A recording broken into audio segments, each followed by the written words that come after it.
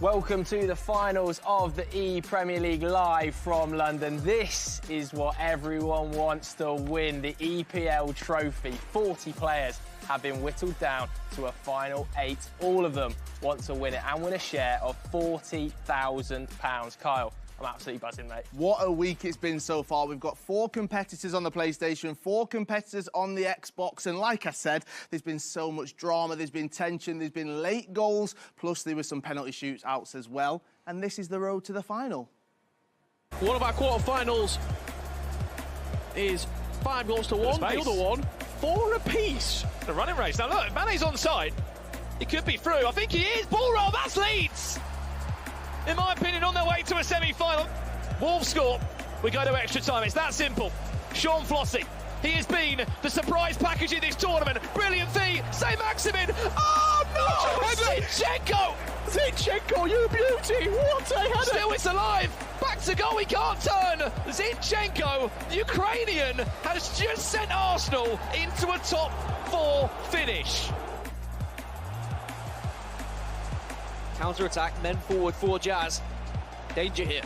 Rashford, maybe a chance to strike. Rashford! And chance taken by Diogo. As there's been a goal between Manchester United and Liverpool, and it's bad news for Liverpool fans because Manchester United have taken a 2-goal lead on aggregate. United on this day have beaten Liverpool and knocked them out. Oh, my heart can't handle this. Zinchenko from the spot, saved! Tom, 2, send himself through to the semi-finals. Adama Traore from 12 yards, scores! And he's done it again! A top 4 finish with a different club. On the flip side of that, quickly, it was, of course, Leicester and Sheffield United getting out of that group. Marcus Rashford! Oh no! 120 minutes on the clock. James goes forward here for Mark Marley and for Brighton. Mo Salah pulls the ball back and Rashford buries it. A massive, massive goal for Mark Marley. Now Shells with a chance to win it. And who else but Kevin De Bruyne to do so? He puts it away! City stay alive! Hoping for some more scenes like that today. Absolutely awesome. If you are joining us for the first time, where have you been? And secondly, let's have a look at how all of this has worked. The online qualifiers, they've already taken place. We whittled both the Xbox and the PlayStation down to 40 final players for the club playoffs, Carl. Yes, we did indeed. They all went head-to-head. We had Xbox on Tuesday, PlayStation on Wednesday, and here we are at Finals Friday, where we will be crowning our ePremier League champion. Yeah, absolutely. We can have a look at the rankings now then. This is the PlayStation side of things to start with. And hashtag Tom, the tournament favourite, as you can see, absolutely smashing it with Tottenham Hotspur. Yes, mate, he's the top right there of those FIFA Global Series rankings. Shells is just behind him for Manchester City, but there's a massive gap, as you can see, between the two. They'll all be going head-to-head, hoping to be crowned the champion. Let's have a look at the Xbox side of things right now. Now, as you can see, Leeds, Oli Lito, he is clear at the top. Another one of our favourites, Joe. Yeah, absolutely. Oli Lito's been absolutely smashing it, but let's put some respect on Falcons' Diogo's name as well, and Healy, both really strong competitors. And, of course, Saf Dragon, who has taken some serious scalps, Carl. Yes, he has, and that's for Manchester United. Now, we can have a look at how all of today will play out. As you can see right there in the bracket, on the PlayStation side of things, it will be Tottenham Hotspur against Sheffield United. Then it's Brighton and Hove Albion taking on Manchester City. On the Xbox side of things, it's Leeds United and Arsenal, and then Chelsea and Man United. They'll go through the winners to the PlayStation and Xbox final. Then our grand final sees both competitors go head-to-head on each console right there. Yes, that is how you're crowned champion. You've got to beat the other one on the console. Now, 2 favourites we've talked about, hashtag Tom and Oli Lito. Well, Mark and Dan, they're going to break down some of their gameplay.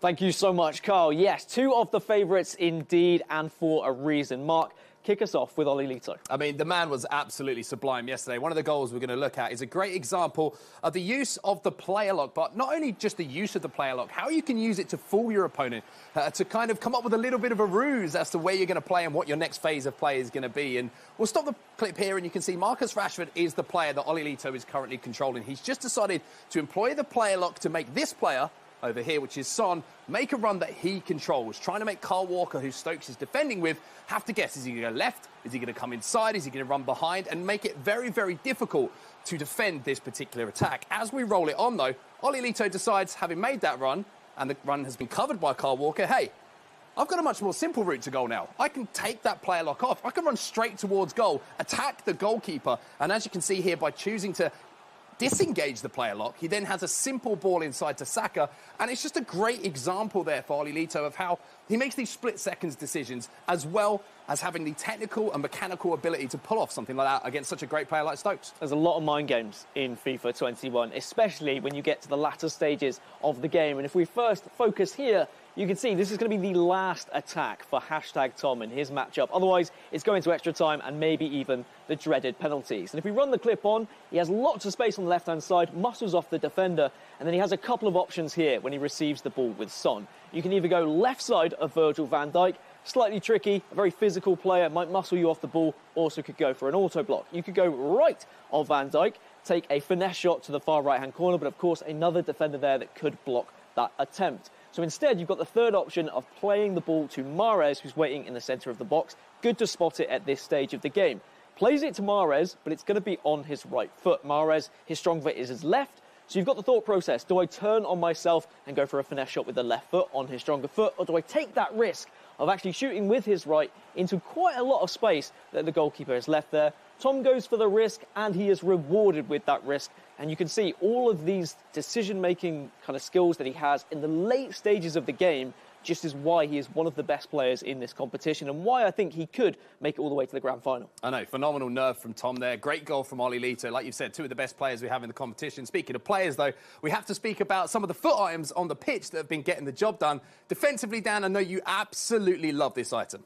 Is that because I'm a defensive player? I can't tell if you're taking shots at me, but we have to have all of the Premier League items in this game. You can't use any icons in FIFA 21 in this tournament. You have to use Premier League players. So Reece James is going to be one of the most important centre-backs in the game. He's a right back, but actually they're going to be shifting him into that central position because of the physical ability that he offers, the speed that he has to go up against some of those fast, pacey strikers, and of course with that strength he can muscle off the likes of Marcus Rashford. So I think he is going to be the heart of everyone's defence today. Oh, speaking of the heart of defence, this is going to be the heart of every single player's team. I mean, what a performance this man has put in for every single player so far in the ePremier League. It is Team of the Year, Bruno Fernandes, and quite simply, he can do it all. Wherever you play him on the pitch, he's going to do a job. A lot of players have actually been pushing him a little bit further up the pitch. Some people even using him as a striker in-game as well, and you can see why. Great pace, phenomenal dribbling, great finishing as well, and defensive and physical stats are there as well. If you're wondering what these stats are, all out 99. That's a great example of how good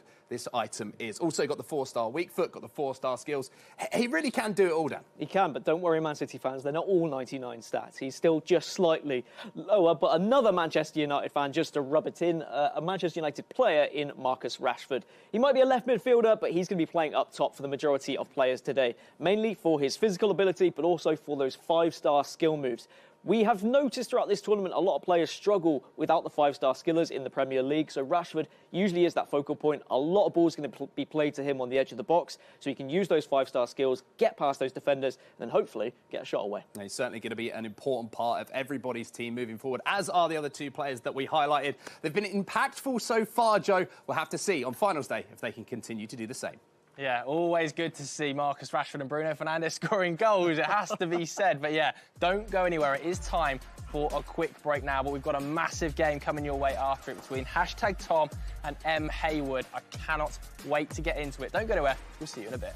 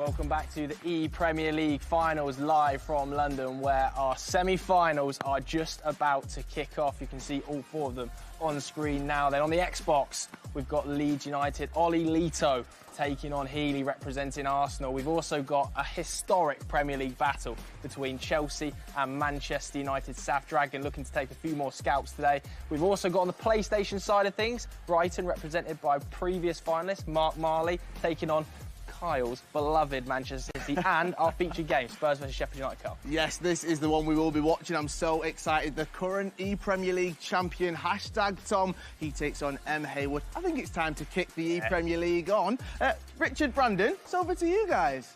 Thank you very much, gentlemen. And yes, welcome to the ePremier League Grand Finals. We're in final day. 40 players arrived in this tournament on Monday, Richard. Now only 8 remain, 4 on PlayStation 4 and Xbox. £20,000 up for grabs. And Richard, talk me through it, because we are guaranteed to see a new Premier League club lift that trophy today. We are indeed. Year 1 of the ePremier League was won by Tex and Liverpool. Year 2, the man on your screen right there in the Tottenham Hotspur jersey. He was at Watford last season, defending champion individually, looking to add his beloved Tottenham onto the ePremier League history books. Yeah, and as you said, all these games will be taking place at the same time. We'll do our best to keep you up to date with everything that is going on. You've seen the 8 teams that remain. This will be our featured game. #Tom against Rise Mitch Hayward, the 2 current E-Lions at the moment. That means they've both been playing some superb FIFA this year, representing England as well as these 2 clubs in the competition. Mark Miley against Shells is the other PlayStation tie. And then over to the Xbox, we've got Leeds against Arsenal, Oli Lito against Healy, and then Chelsea, Manchester United, Diogo against Dragon. What you're seeing right there on your screen is the loading squad that Mitch Hayward will be playing with, representing Sheffield United. And N'Golo Kante, interesting enough, in the starting 11 for Mitch. Watch out for Rashford, Bruno Fernandes, Kevin De Bruyne, all to be influential in these games. Big stakes. Well, here we go then. The final 4 on the PlayStation in the ePremier League. 2 players that have been on a ridiculous journey. If you remember rightly, #Tom got to this very matchup for a penalty shootout. I don't think I've heard you go so high in commentary before, Richard. I think you lost your voice at one point. Incredible, really, when you consider that the game between Tom and serious about FIFA's Stingray. And by all means, yes, we know Tom is an incredible FIFA player.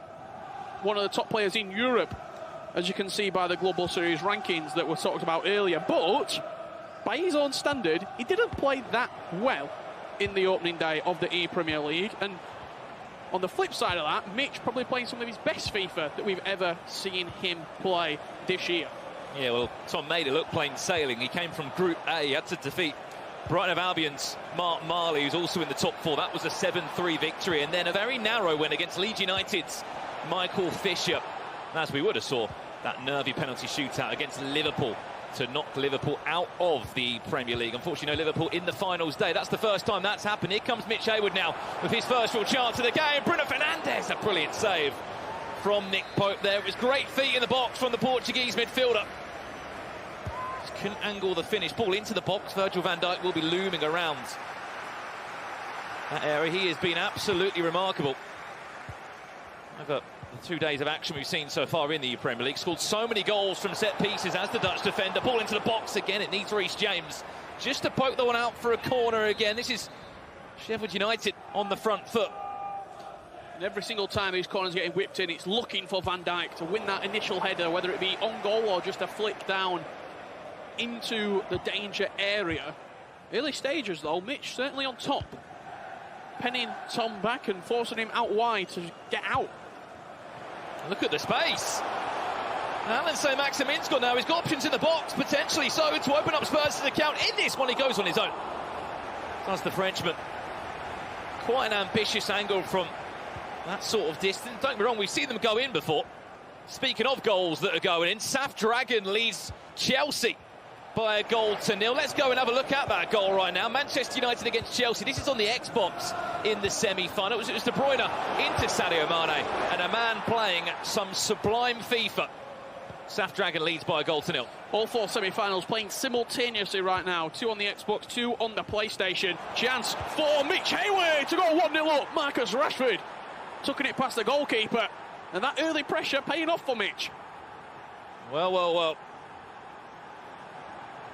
The 2 current E-Lions up against each other, the 2 best that some would say. In England right now on the PlayStation 4. Settling a couple of those nerves. Sheffield United lead the current ePremier League champion in #Tom by a goal to 0. Remember, all these games will be played over 2 legs of an aggregate scoreline. Being the end result to find out who goes into a console final. That one, though, certainly would have just settled a couple of nerves, Richard. He would have been building up to this. First time in the top 4, first time that Sheffield United have made it into the finals day. Mitch Hayward did represent the Blades last year, but wasn't the same story as it is right now. He's in a very much a purple patch, is Mitch right now. That win in the E-Lions Eliminator with England, giving him the opportunity to represent England in international competition on FIFA. And now top 4 in the ePremier League. Chance now for #Tom, goes for that player lock, doesn't want to use it, instead recycles back into Heung-min Son. Waiting for the perfect pass, the perfect option. There's been so many moments where he has been clutch in big match scenarios, late goals against Leeds United for Spurs. And that penalty shootout, the decider to get into this stage right now. Brighton 0, Manchester City 0. That's the current other PlayStation semi-final. Winner of that game plays the winner of this game in the console final. Some won't know as well, Richard, but there are playoff spots on the line with the ePremier League. There are indeed. This is just a fast track into those Global Series playoffs, which will then lead into the FIFA E World Cup Grand Final, where the most prize money, the most accolade is given out over the course of the FIFA season. Here comes Mitch Hayward building into a second goal. That would give him a really nice scoreline to fall back on in the first leg here. Does well. Marcus Rashford finds the feet of Bruno Fernandes, who just can't turn his man. Well, this game's come alive. It's Chelsea that have responded against Manchester United South Dragon. It's Falcons Diogo, Cesar Azpilicueta's esports organisation. And the man representing Chelsea makes it 1-1 there in the first leg. Yeah, Manchester United's games have been action-packed, every single match, whether it be on the Xbox or the PlayStation. And serious about FIFA Dragon, you would say, surprising a lot of people with the results that he's been putting up. And Leeds United surprising everybody with the run that they've had, but some would say it has been expected with the player that they have got on the Xbox there. Oli Lito 0-0 against Healy. He has been a surprise package. Arsenal's esports representative. Here comes Spurs now, looking for that equaliser to bring this game back all square at 1-1. Cuts it back perfectly. Marcus Rashford will ensure the #Tom makes it 1-1 in this one. The first time fake shot was exquisite from Tom inside the box. As soon as it came into his feet with Marcus Rashford, it was instinctive. He knew what he wanted to do straight away. First time out of his feet with that fake shot, and then just whipped it into the bottom left corner. One apiece. And once again, it's come down that sideline where he's had so much joy. Does so well to cut it back. Finds Marcus Rashford. And what do we know about that man? He has been scoring all the goals, so it seems, in the Premier League. Chance lay on. Pen? Oh, no. Yeah. Oh, no. We thought we were going into half-time. Referee says no. Virgil van Dijk, that's going to be a penalty. I mean, we've seen some very harsh. That's got to be up there. What an opportunity this is from the spot. The man that's so good from penalties, Bruno Fernandes, saved by Nick Pope. Gets the right way, he did. #Tom. Looked like just a collision inside the box. Really not much to that penalty shout. Virgil van Dijk will get another bite of the cherry again. It's saved again by Nick Pope. He's certainly earning his money at the moment. He's the Burnley goalkeeper. Another corner coming. Watch that player control of Virgil van Dijk, who wins it. And that will do us for the first 45 in this PlayStation semi-final. We said it was a quiet one, but on the stroke of half-time, Oli Lito of Leeds United finds the back of the net. Marcus Rashford in that game, slotting away for the Swede. Yeah, great finish. We get to see Dragon here just at the end of the first half, sliding into Kevin De Bruyne. Goalkeeper potentially teased out a little bit. Sadio Mane, right place, right time to slot it into the back of the net. Plenty of goals in our semi-finals early doors, which we love to see. The only game that I think goalless between Brighton and Manchester City, Shells and Mark Marley, still 0-0 at half-time. Yeah, remember, this is the ePremier League Grand Finals. This is our final day. By the end of play today, there will be a new club that lifts that trophy. £20,000 on the line. And yeah, that's only one half done. We've still got 3 more halves to come across all of our matches. But Rich, this was an action-packed first 45. It was indeed. Marcus Rashford just breaking the offside trap right there. Ball slid into him, one touch out of his feet, and just finessed it into the bottom corner. But you talked about the work down the byline. Heung-min Son with acres of space. And you just see Marcus Rashford peel away from his man there. Good patience inside the box from Tom. And that first-time fake shot made the goal. It created the space between the ball and the defender. This is the penalty call right here. Virgil van Dijk just stepping in. He pressed circle, I think. Stepped in, fouled the player, but from the spot, Bruno Fernandes couldn't beat Nick Pope. Well, there's been another goal. Manchester City against Brighton of Albion. It's fallen to Manchester City Shells. And it's Mohamed Salah that finds the breakthrough in that game. And now there's been another goal in this one. Leeds United, they scored on the stroke of half-time. They scored 10 minutes after the restart. Oli Lito, one of the strongest players in this tournament, proving exactly why he is the man to talk about. We're back underway for the second half now. Chance, Mitch Hayward, is he onside? Yep, he is. The goal will stand. It's Bruno Fernandes that will run away. It was a shot that didn't really look like it had much venom in it, to be honest. You're asking questions of the goalkeeper, just stabbed past him with Bruno Fernandes, playing him up top as that central striker next to Marcus Rashford and doing a job for Mitch, putting Sheffield United 2-1 up. A couple of other goals going in just there. Man City 1-0 up. Chelsea levelling up the scoreline against Manchester United. Bruno Fernandes on the edge of the box, waiting for the movement of Mohamed Salah, who slots it into the opposite corner against the goalkeeper's momentum and levels up the playing field at 2 apiece. Yeah, the goals are all flying in, so it seems at the moment. After these games are concluded, we'll only be left with 4 players. We'll have a console final on the PlayStation, a console final on the Xbox. That will determine who takes the 2 Global Series playoff spots in Europe and who else will make the ePremier League cross-console grand final. That'll be our final game tonight. Manchester City make it 2 against Brighton of Albion. Shells looking to run away with that type against Mark Miley. In this game, Sheffield United lead Spurs by 2-1. Looking for a third goal is Mitch Hayward. It goes for a corner that time. Hashtag Tom makes sure he does win the ball. Whipped in towards the box. Virgil van Dijk is on everything! And that's what he can do! It's the link-up of dreams, in all honesty. It's defender to defender. The man that's actually played so well in the Premier League, future stars Reece James, gets onto the header from Virgil van Dijk. And you know where the ball's going half the time, you just still can't defend it. Yeah, you do indeed. We'll have a look at that goal in a second. But Manchester City, you said, potentially trying to run away with the game. 3-0 up now against Brighton and Hove Albion. But just going back to the goal was just scored there by James. He pulled Van Dijk into the near post. And as soon as that cross came in, it wasn't good enough to head it back. So he just headed it down into the danger area. As I said in the first half, he's looking to do, not necessarily score directly with Van Dijk, but nod it into a dangerous area. And speaking of dangerous, do not let Marcus Rashford inside the box.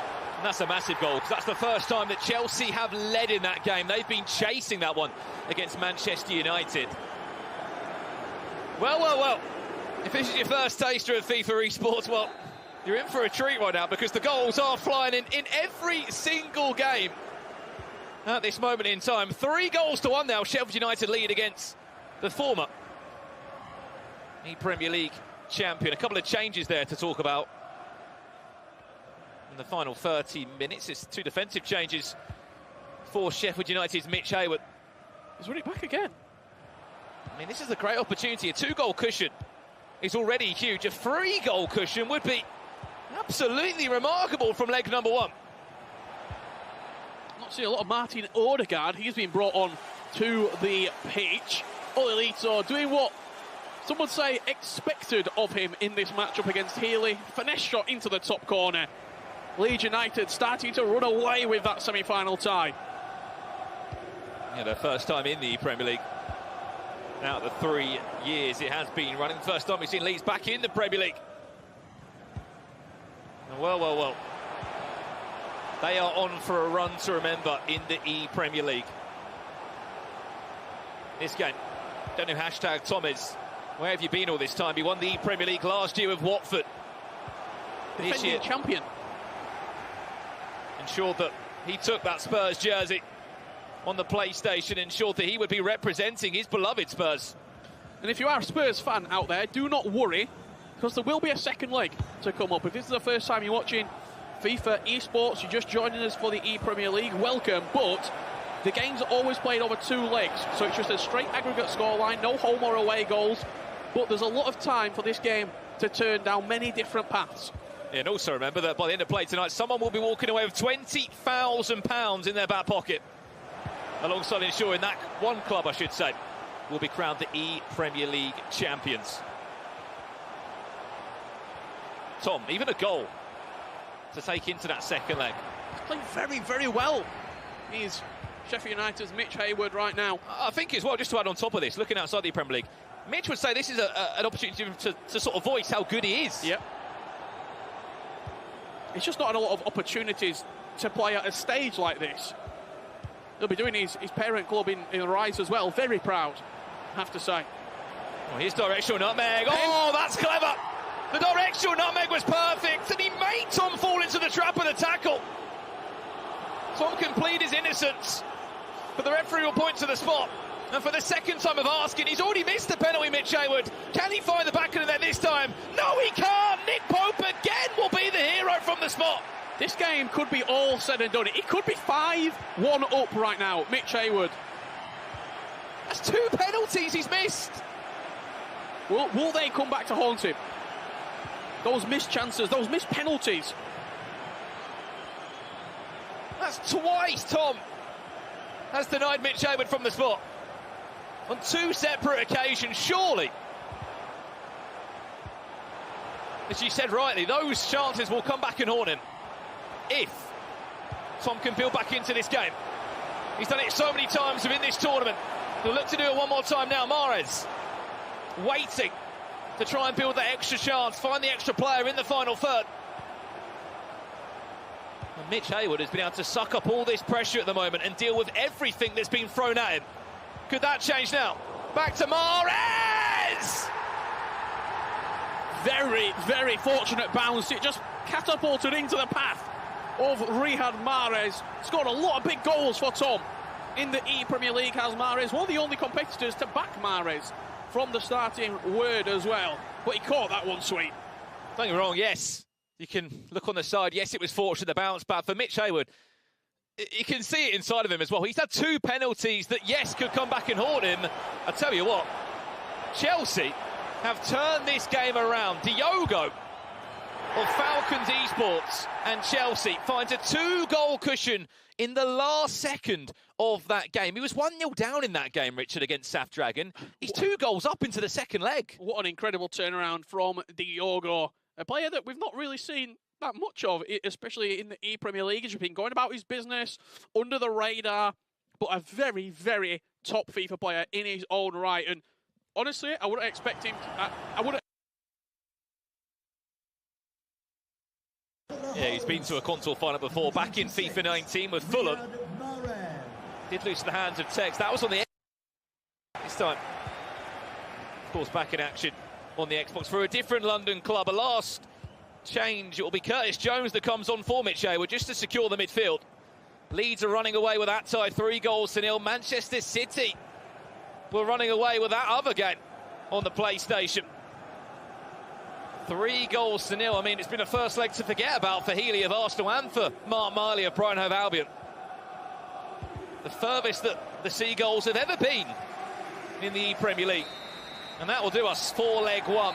Sheffield United just in front at the break at half-time, technically across the two legs. You can see how disappointed Mitch is, though, because he could be so much more. He had the opportunity, 2 penalties saved. He could be 5-1 up. He could have been 5-1 up in that tie, even 5-2 right now. We're going to have a look at the best moments from our first leg of action right now. It was Mitch Hayward getting us underway just inside 20 minutes. Marcus Rashford finessing it into the bottom corner, putting Mitch 1-0 up. Yeah, we spoke about how good Tom has been in these sort of areas. Look no further. Even when Mitch tried to track the run of Marcus Rashford, he just simply couldn't. And then there was a penalty at the stroke of half-time. What a chance it was, and what a save from Nick Pope. Great save from Nick Pope. Just coming out of the second half. Didn't let that penalty miss phase him. Mitch. Bruno Fernandes, first time finish past the goalkeeper, just enough on it to put it out of the goalkeeper's reach. Virgil van Dijk won the initial header. Reece James quickest to react inside the box. And this was the chance to go 4-1 up. He missed 2 penalties. He did. I mean, Nick Pope, back-to-back penalty saved. And then there was this chance. Yes, the bounce was fortunate, but the finish was to remember from Riyad Mahrez. They're at the break in this game. Only a goal to separate the two in our PlayStation semi-final. All the semi-finals currently underway here in the ePremier League. Make sure you stay tuned, because very, very soon there'll only be, 4 teams left, in the tournament, 2 on each console final. But that concludes the first leg in this one. We're going to throw it down, of course, to Joe and Kyle to break down the action from that one. Gents, what did you make of it? Mitch Hayward, so many chances missed there when it come back to bite him. But Ollie Lito, it has to be said, he looks strong, Carl. He does indeed. All 4 of these semi-finals are happening right now, so make sure you do stick around. There's been so many goals already, and we've got that second leg of #Tom taking on M. Hayward. You don't want to miss it. We'll see you after the break.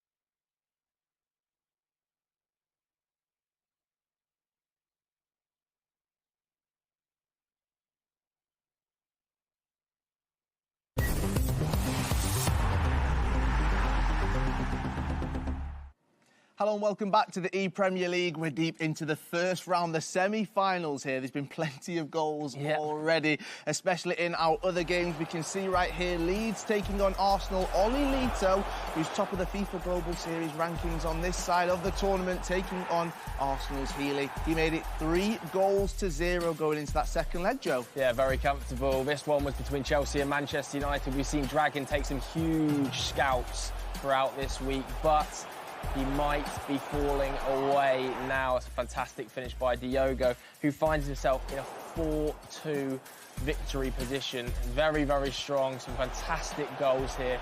We might well see Dragon struggling to get through. Look at that finish. Absolutely unbelievable. I think that was Marcus Rashford there. Another chance here. This was the fourth goal, I believe, actually. Little directional nutmeg. Fantastic by Marcus Rashford. Great goal to make it 4-2. The other game then, of course, between previous finalist Mark Marley, this year representing Brighton Hove Albion, and Manchester City's last remaining contender, Shells, who's been superb throughout the week. Shells, again, making it look quite easy. How about this through ball? That is just sensational. 3-0 in the first leg, Carl.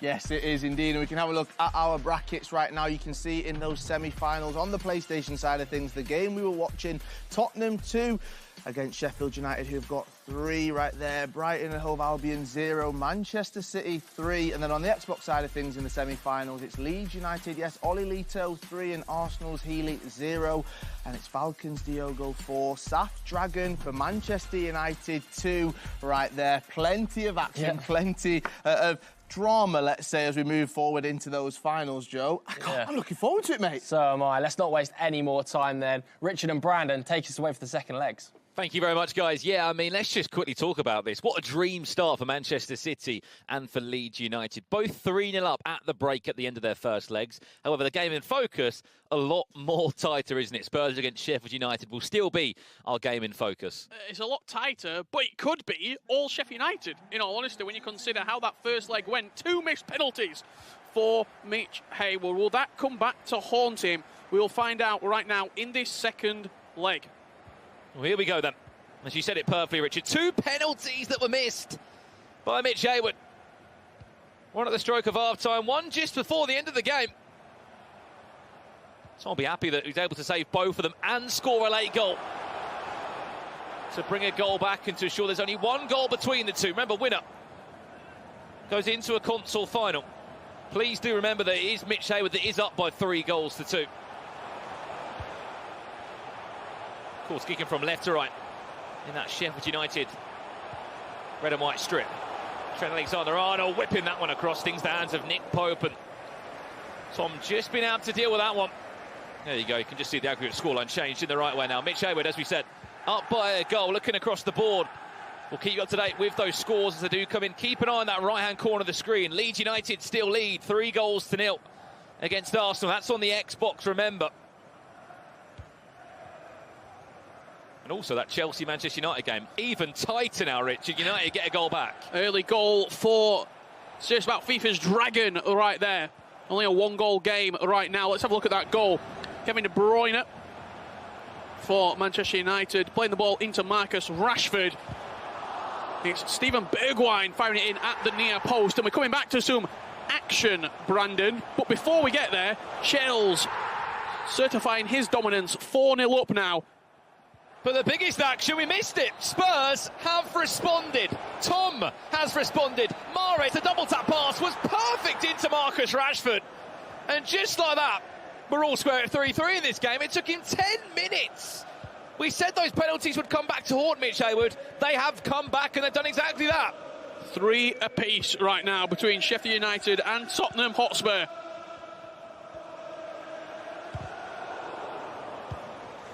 Well. Goals all over the place. Struggling to keep up with the amount of goals that are going in. £20,000 on the line for whoever can call themselves the champion tonight. Global Series playoff spots as well. Fast track your way to those European playoffs in the Global Series. Mitch Hayward's got to say, right, I'm back at a 0-0 pretty much. But he did play well in that first leg. Got himself into the right positions to of course, forced the penalties from Tom and also to create the goals that he did. Leeds are just simply running away with this one right now. Ollie Leeds making it look easy. Ollie just too good at the minute.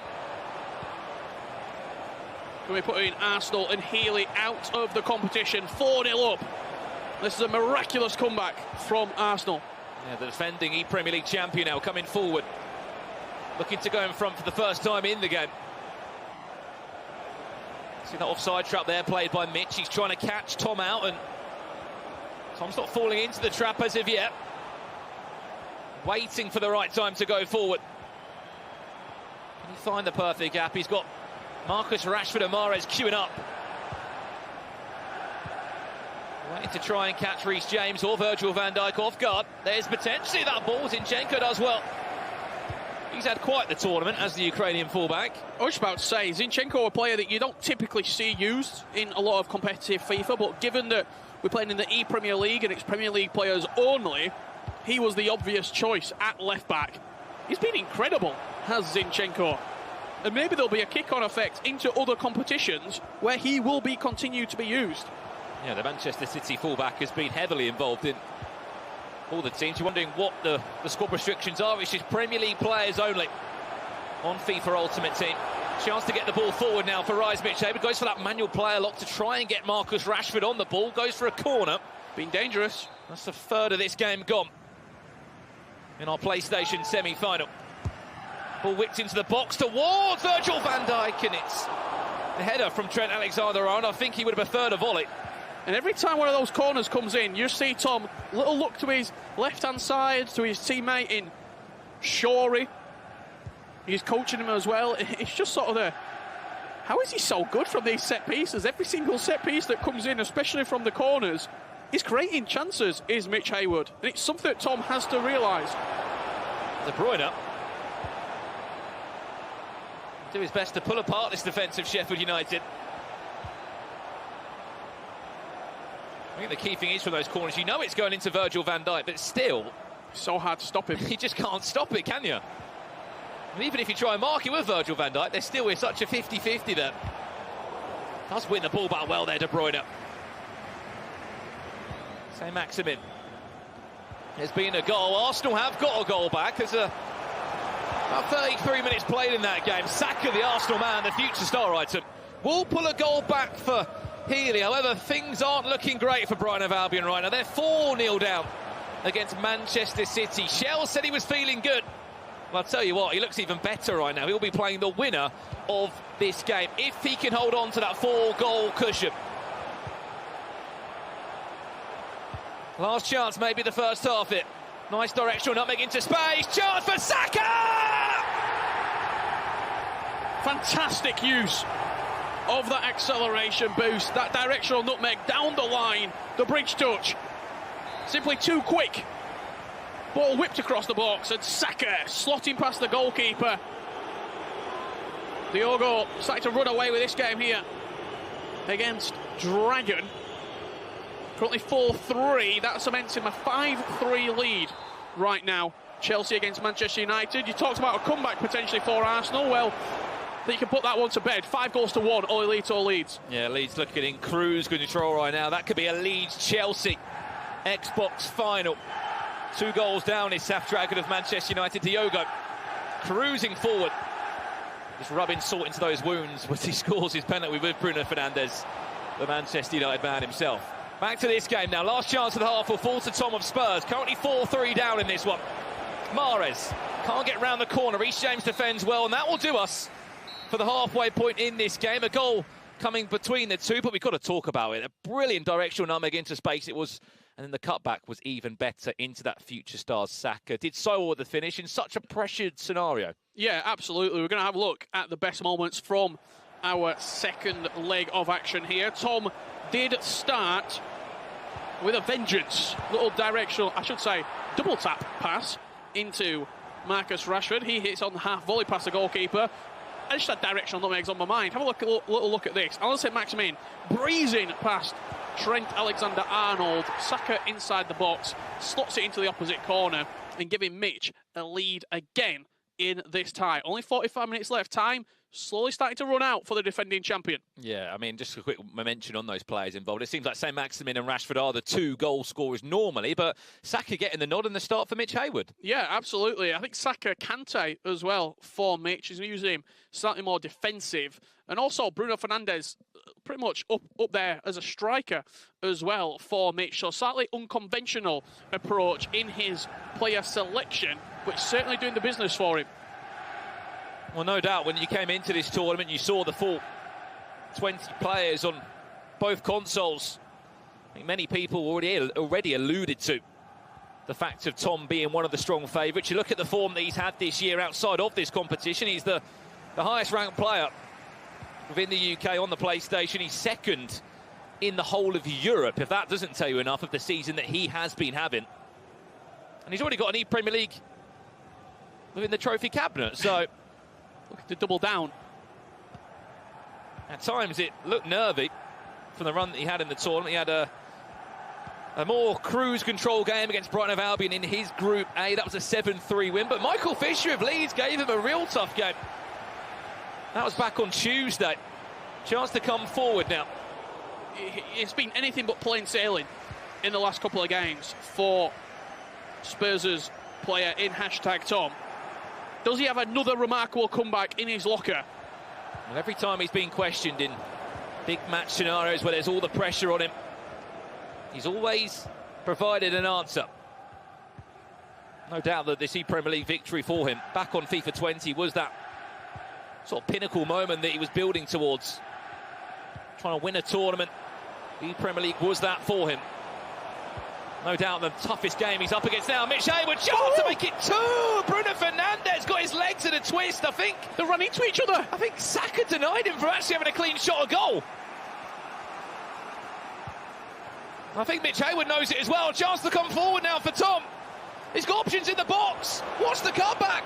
Chance. Into the box it will go. It's cleared long by Virgil van Dijk. But that chance. A chance. The players just got in each other's way. Tom, brilliant touch around the corner, slightly too heavy for Mahrez, runs it out the pitch. Mitch Hayward has been so sort of resolute in his approach. You see Tom, super passionate in sort of showing his emotions. Mitch has been laser focused in. That's the first time we saw Mitch sort of break anything but that focused look. Yeah, well, speaking of the man that's been playing his FIFA at Rise Esports, pen to paper for them for the FIFA 21 year. He's picked up an E-line spot. He does play for England as a FIFA Esports Pro. Him and Tom do. They're the only 2 players on the PlayStation. That's why this has been such a sought-after game that everybody's been so excited to watch. We're going to get a pause now. 26 minutes left in this one. I mean, what a story this should be for Mitch Hayward. This would fill him with so much confidence. But on the flip side of that, he's up against someone that is full of confidence. Look at that scoreline in the right-hand corner of your screen. Manchester City have not conceded a single goal in this semi-final. Shells oozing with confidence. Incredible. Shells, again, a penalty shootout. He had to come through the tough sort of part of this tournament, beating Leicester. Speaking of confidence, Chelsea extending their lead. Marcus Rashford on the counter-attack. Serious about FIFA's dragon. Manchester United have to throw so many bodies forward, and Mohamed Salah at the back post goes up into the air. Rashford too strong and wins the header. 6-3 now he leads. Go back for Brighton Hove Albion. It would be a remarkable comeback if he was to turn that game around. Mark Marley. That would be absolutely remarkable. That's 4-1 now. Chelsea lead by 3-0 against Manchester City. And I think Oli Lito's just going about his business for Leeds. That looks to be Chelsea Leeds as an Xbox final. And at this moment in time will be Manchester City, Sheffield United on the PlayStation. Chance maybe to put this game to bed. Marcus Rashford. Lovely scoop turn. Surely it will be a goal for Mitch Hayward. The rebound going in the favour of Mitch Hayward after 2 penalty misses. And that collision inside the box. Finally a little bit of breathing room. You can understand that frustration from Tom, though, because the keeper dived the right way. I think he moved him the right way. And to be honest, I thought Mitch would have went to the opposite corner to try and squeeze that in. He doesn't, though. And that's a 2-goal cushion reinstated by Sheffield United and their FIFA Esports player. on the PlayStation, Mitch Hayward. He's 20 minutes away, not just from a console final, but from a huge result. He would knock out the defending ePremier League champion. Guaranteeing a new winner in the ePremier League as well. Takes Tom, and it would be a brand new name. There's been many a time where he's had all the pressure in the world on his back. This is no doubt one of the biggest moments that he's had to be involved in this year on the FIFA scene. Has he got what it takes to pull this back? Min Song, brilliant save, Nick Pope. What a save at the near post. Alakaketa, irresistible for Tom. Final 15 now. Is it too much to ask of Spurs? Building, can't find a way around. So many Sheffield United shirts back there. Even Virgil van Dijk stood up from the corner. Arsenal do get another goal back, but still that's 3 goals with not much time left. Chance to put the game to bed. Mane, he's got Rashford in the box. A couple of players queuing up. If anything, we'll just look to see this time out, and I think that's sort of what's expected. There's no point wasting possession. There's a lot of time left, though. He didn't have a pass really on inside the box, but I'm surprised he didn't try and recycle. He's given the possession back to Tom. 10 minutes left in this one. Now, oh no! Virgil van Dijk just about getting away with that. Has to go for Tom right now if he's got any chance of getting back in this game. Final 9. Min Son. Can he find Bruno Fernandes? He can't find even Mahrez. What a game this is quickly becoming. There's been another goal in this game. That's 5-4. Arsenal 1 goal away from taking that into extra time. I mean, I thought that was dead and buried, to be honest. I thought Leeds were going to be on their way. This is the chance. Chance. He's got Mane in the box. He's got loads of options. Alan Saint-Maximin, get that ball into the box for Mitch Hayward. He doesn't want to, though. He wants to see the game out. He's trying to suck every second, every minute, but he gives possession back to Tom again. 4 minutes remaining for Tottenham Hotspur's man, for #Tom, to stay in the tournament. Console final waiting in the wings. Brighton score again. I think it's just too much to ask at this point. There's only 17 minutes left. Drops the shoulder well, Marcus Rashford, and squeezes that one in for Mark Marley. But again, that's 4 goals to 2 in that one. I mean, a great chance was just missed by Tom there, but 2 goals, it's just mathematically impossible right now. He knew he had a job to do. He knew the stakes were high. But Sheffield United and their PlayStation 4 representative, Mitch Hayward, will knock out the defending and the current Premier League champion of Spurs United. Mitch Hayward books a spot in the console final. I talked about Mitch for quite a long time. I said he's playing some of the best FIFA we've seen all tournament long. Tom hasn't played that great, by his own admission. For a lot of people, this is a surprise. It's sort of been on the cards. A penalty shootout, a last-minute winner for Tom. It's not been the Thomas Lees that we've seen earlier in the season. Maybe the squad restrictions hampering him a little bit. But Mitch Hayward, what a performance. What a player. And arguably, on this PS side right now, he is the man to beat. I mean, what a story it is. You look at the difference in the two in the rankings. I mean, what? There's 151 spots between the two players in those Global Series rankings. I mean, that is how competitive not just FIFA is within England or the UK or in Europe, but just on this PlayStation. Look at some of the goals he scored. And he missed 2 penalties. This could have been 5 or 6, in all honesty. He missed 2 penalties, Tom saved 2. This is very fortunate. Reece James, the ball rebounding straight back to Mitch inside the box. But a well-deserved victory for that man right there, representing Sheffield United. And what a performance for Mitch Hayward. Yeah, the second time Sheffield United have been involved in the Premier League. Mitch Hayward has played for the Blades for both of those seasons. He was disappointed with his result last year, but it's safe to say there's a reason why he's in Elan. There's a reason why he's playing for England, and also there's a reason why he's in a console final, because he is absolutely remarkable. One thing you mentioned there, didn't get carried away with the game at times, and that wasn't really showing any sort of emotional reaction because he knew it was going to be a long 2 legs. And really, you've got to consider where does that put him right now mentally?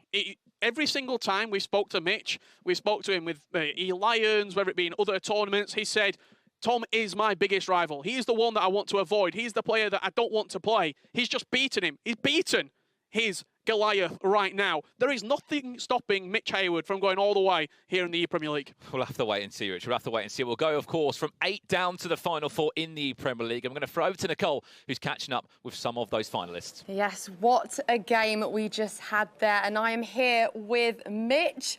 Mitch, congratulations. You are through to the PlayStation Final. How are you feeling right now? Are you there? He's probably celebrating, isn't he? Mitch, have we got you there? I don't think so. Right, Joe Carl, I think we're going to get Mitch on the line, but back to you for now. No worries, no worries. I'm sure he'll join us in a minute, but we saw some absolutely stunning results then. First and foremost, Man City, your Man City must be buzzing. Shells is just on fire right now. This man wants to go through, he wants to cement his name. Manchester City currently at the top of the Premier League. He wants a double. Imagine that, a Premier League and an ePremier League as well. But we have to talk about Mitch Hayward, all right? Yeah. He's busy celebrating. That's why we've not got him for that, because he's just knocked out the current ePremier League champion in #Tom. What a result that is. What a result. And it could have been worse. It could have been 7, let's have it right. We had 2 missed penalties in that game from Mitch Hayward. And we can actually throw back to Nicole now, because I believe she might well have Tom on the line. Tom, #Tom, are you there? Yes, am I there? Yeah, you're here. We've got you. Yeah. I think Mitch is off celebrating. But look, not your day today, but how are you feeling right now?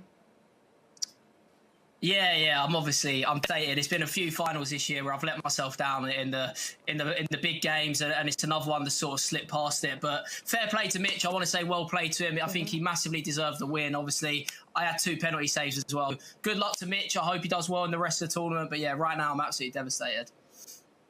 What do you think went wrong for you today?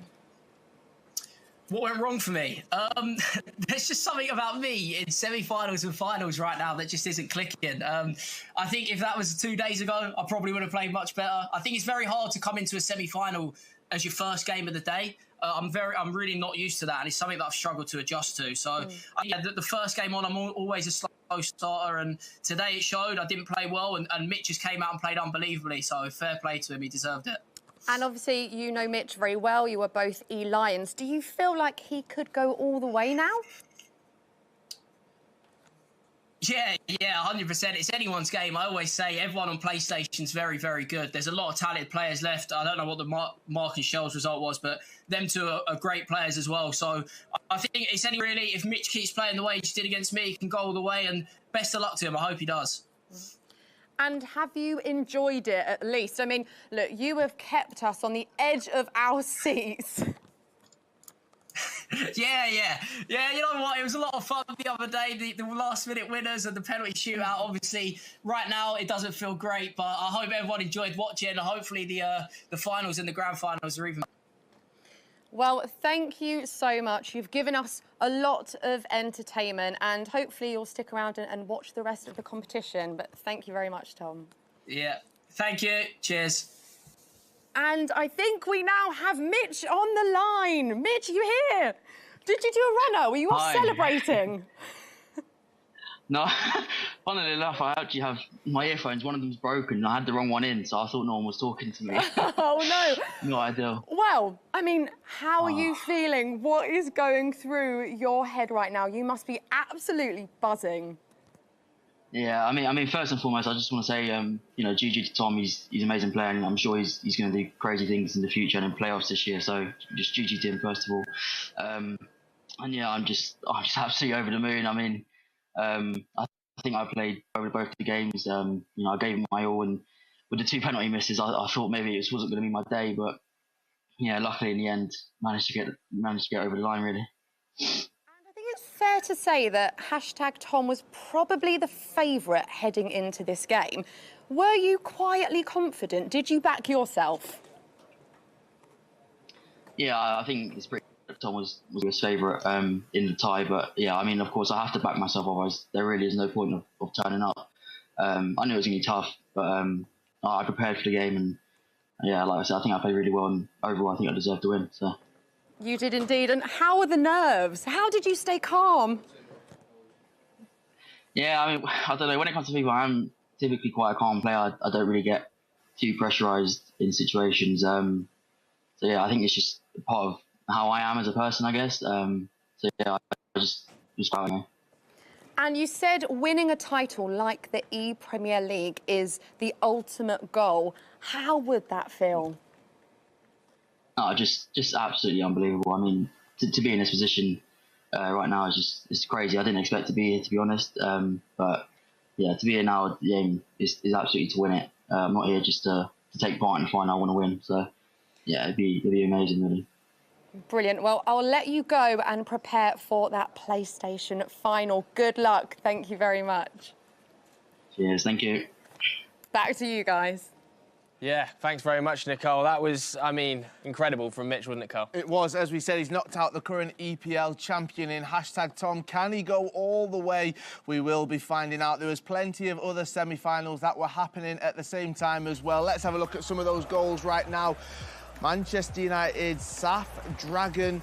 It was currently 5-5 against Chelsea's Falcons. Diogo on aggregate in that second leg, but it was Diogo who kept on pushing and pushing, finding space, finding the back of the net as well, currently leading 6-5, and there he made it 7-5 right there. Plenty of goals, Joe. Now, when we're looking at this one, it was Manchester City Shells taking on Brighton Hove Albion's Mark Marley. Ignore that aggregate score right there. It is actually Man City Shells who went through. He was currently winning there 4-1. It got a little bit closer right there, but Shells did go through, and in that game, the current top of the FIFA Global Series on this side of it leads Oli Lito. He was 2 goals up against Arsenal's Healy, but Healy managed to pull it back. It was so close between these two. We thought Oli Lito was going to absolutely steal the show, but it ended up 5-4 in total. It was much closer than we thought, which sets up our finals nicely right now. Yeah, very exciting. Absolutely. We can have a look at the confirmed scores then and the bracket right now. So, as you can see, we're through to the finals stage. It's going to be Sheffield United taking on Manchester City after we saw Tom get knocked out in a huge shock on the PlayStation side of things. Then on the Xbox, Oli Lito still firing and still progressing through to take on Diogo of Chelsea. All right then, cannot wait for those 2 games, but don't go anywhere, because coming up after this very short break, we're going to be bringing you all of the action from the finals on both the PlayStation and the Xbox side of things. Don't go anywhere. We'll be back with you in just a couple of minutes.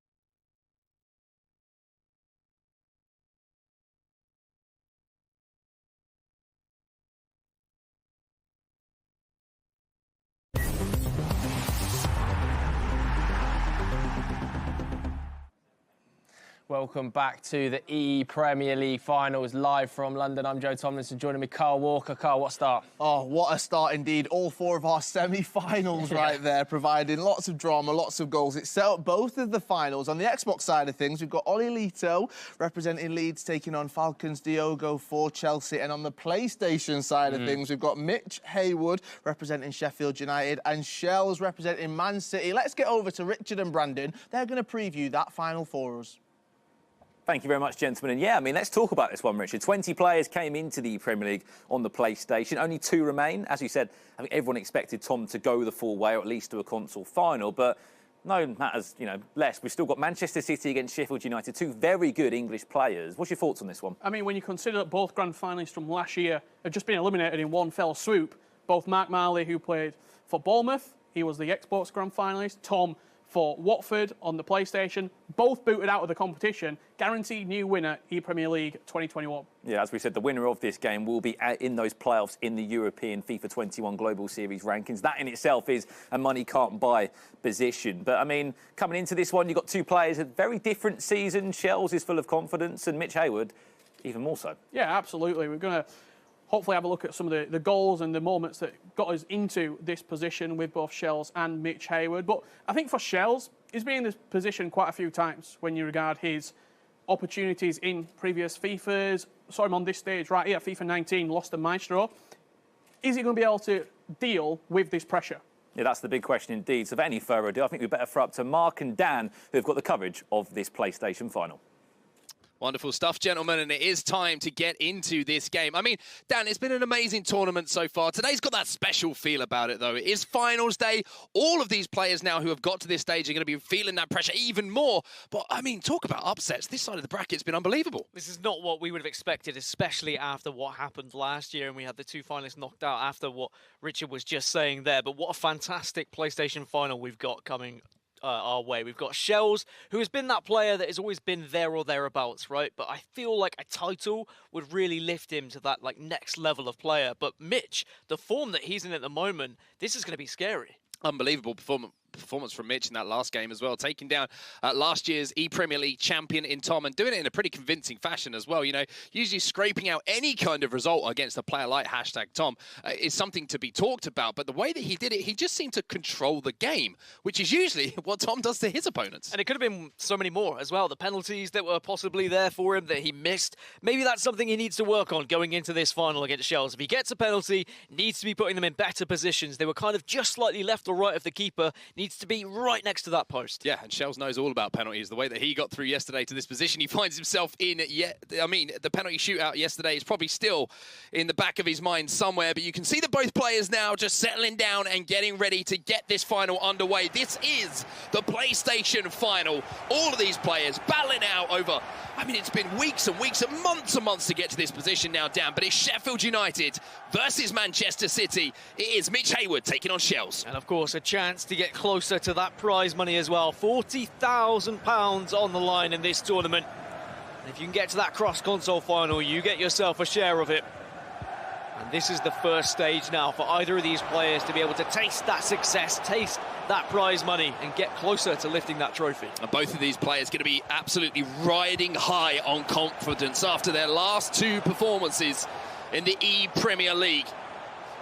Shells, of course, who took down Mark Marley, finalist from last year. Well, as we already mentioned, Mitch Haywood taking down arguably tournament favourite in #Tom. So this is 2 players at the peak of their power here, and it's going to be Sheffield United initially on the attack, but it's going to be possession turned over now to Shells. And I just wonder what the mentality is like for Mitch Haywood at the moment. He's been just taken down #Tom, arguably one of the favourites for this tournament, definitely the favourite on the PlayStation side. But does he now feel like he's reached that peak? Is this as good as it's going to get? Or does he still feel like he can go all the way now? Is he going to feel like he is untouchable after that victory? And Shells, he had a very comfortable game leading into this. He was scoring goal after goal. And of course, he taking down Mark Marley, previous finalist as well. Both players should be oozing confidence. Or maybe the confidence is going to turn into an opening goal here for Shells as he finds that ball into Mo Salah. Trying to get it back onto that left foot. As we know, that is his stronger side. It's his Liverpool teammate in Virgil van Dijk on the other side for Sheffield United. Bit of a mouthful to get out. He takes that ball away from him. But 13 minutes into this game, No shots on target so far, and neither goalkeeper been tested. Yeah, both players just kind of feeling each other out at the moment, trying to dominate possession, dictate the pace of the play, and just seeing if there's any openings. A slight mistake there with the player switch, and Shell's taking full advantage of it. And mistakes are going to crop up every now and then when we are in these finals, when the nerves start to kick in for these players. It's about capitalising on those mistakes, though, taking full advantage of them.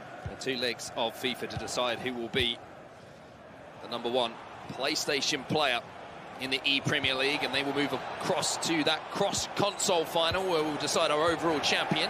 Shell's trying to force that ball inside, but at the moment, both players defending stoutly, and nobody taking any risk, but a mistake at the back here, and Rashford has been gifted a goal. Oh, it's the last thing you want to do if you're a Sheffield United fan and you're Mitch Hayward, is gift a goal to Manchester City. Only moments ago I said you've got to capitalise on those mistakes, and Shells has done just that.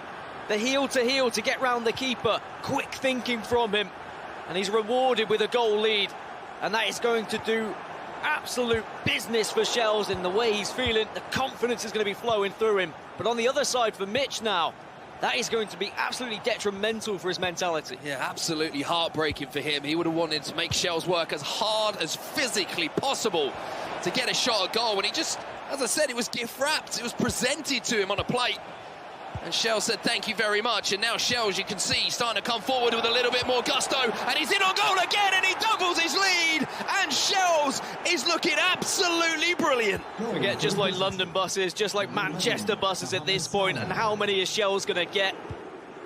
So much confidence going forward. He knows exactly which player he wants to target. And then when he's on the ball in those zones, absolutely clinical in front of goal.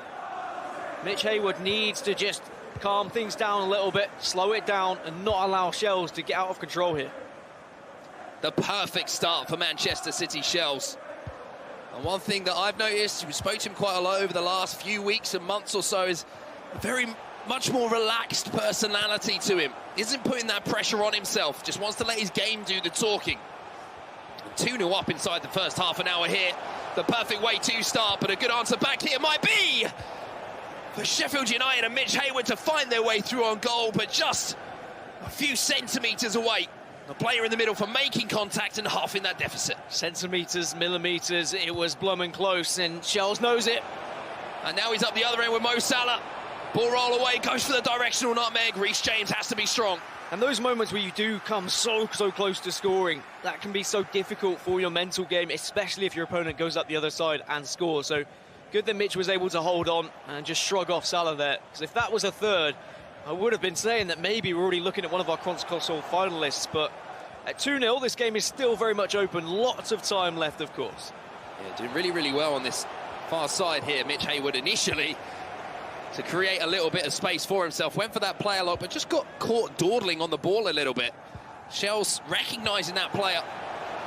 Was just striding forward and not being controlled. And now, speaking of striding forward, Shells is making moves onto the 18-yard box of Sheffield United once more. City looking for a third here. And if he is patient enough and he's able to pull out those defenders, those spots, they will present themselves to him. He's just waiting for a gap now. You can see Salah just on the ball, and he's hoping a defender comes out of position. Here's Rashford trying to get into one of those 1v1 situations that all pro players love to find.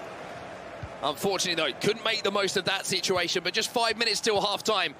And you have to say, if Sheffield United and Mitch Hayward can get one back here, then that's going to calm him down a little bit, just ahead of that second 45. And that's what he needs. He just needs one goal, just to say, OK, I can score against Shells. It's not going to be impossible. He's playing good FIFA at the moment. He's got all of the mechanics there. We saw what he was able to achieve against #Tom of Tottenham. Just needs to put it all together once again here in this PlayStation final. Well, maybe this is the opportunity. There's a directional nutmeg, and there is the pace and the strength of Reece James to stop the player flying through on goal and having the opportunity to find that goal to pull back this scoreline. But Shells, the man on your screen, 2-1 up at half-time here. And it was all started by a mistake from Mitch as well. And Shells taking full advantage of it, which quite rightly he should, but you will see in some of those situations, some players may have shot a little bit too soon. As we can look back at the highlights and this first goal. A lot of players would have just hit it with Rashford across goal there, but Shells, he took his time, he was very calm and went round the keeper. Yeah, it's such a unnecessary risk, though, that pass from Mitch Hayward. I don't know if it was aimed the wrong way or, you know, if it just one of those things where he thought he had more time, or Shells just closed down that space quicker than he expected. But it's the last thing you want to happen in any point of the game. But when it's a final, and when it's the first thing in the game that happens to create a chance, it hits you even harder.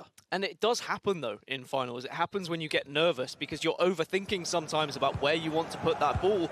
And he just wasn't able to actually get it into a safe space. Just get rid. Okay, your opponent is going to have possession, but at least you're not going to find yourself in a position like that. Second half underway as we rejoin this game live.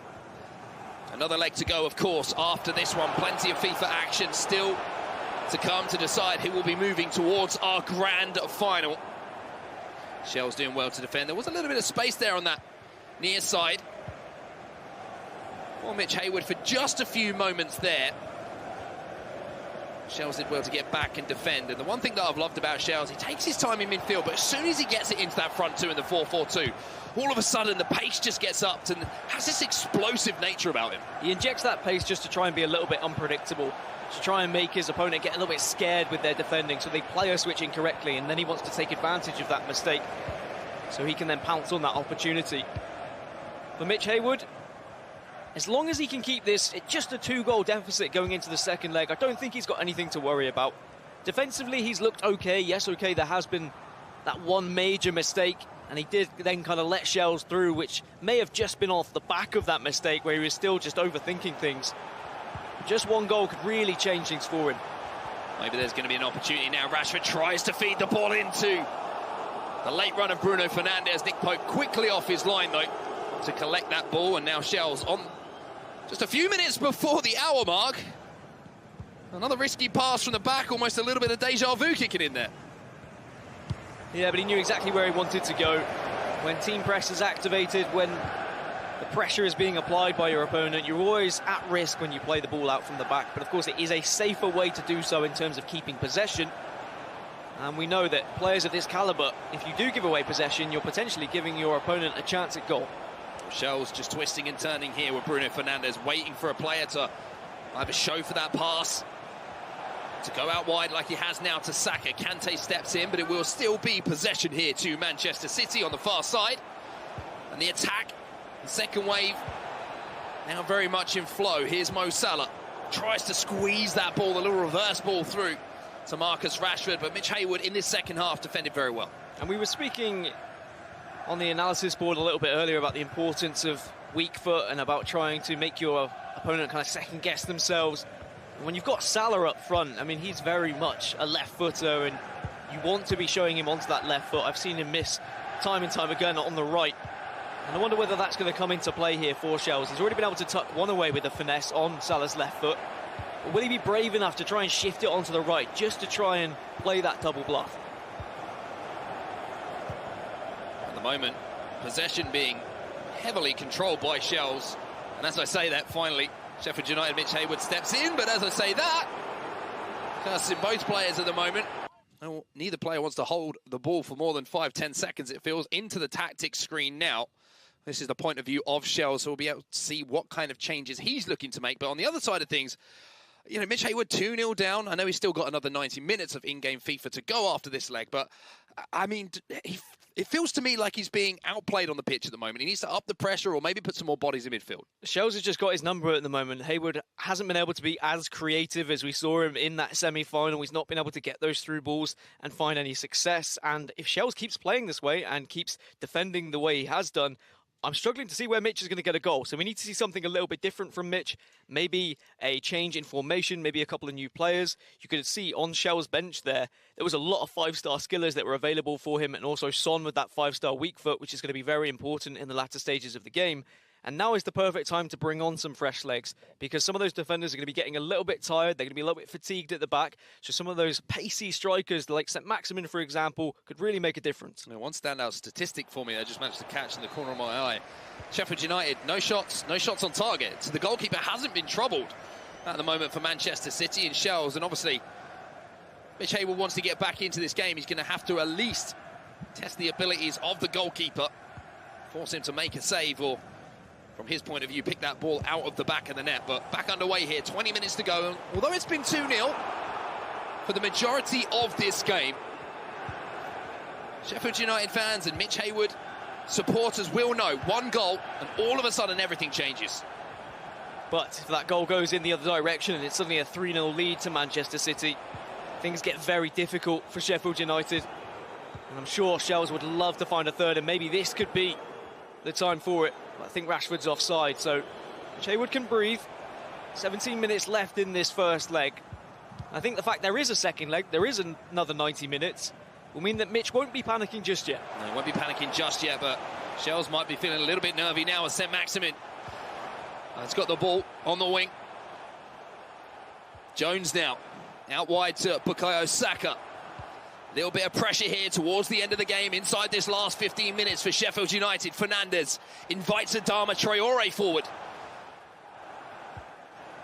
Well defended here by Shells, though finally breaks through that midfield line. Saint-Maximin inside now, space here for Rashford, and there is the goal for Sheffield United. And the entire feel of this final has now changed. I don't know if that was just a lapse of concentration for Shells, but he was tracking all the runs very well, using the offside trap successfully, really managing that back four, but he just left so much space in the middle of the box for Rashford there. And Mitch Haywood, I mean, he was never going to miss. Quite confidently just striking it with Rashford's right foot.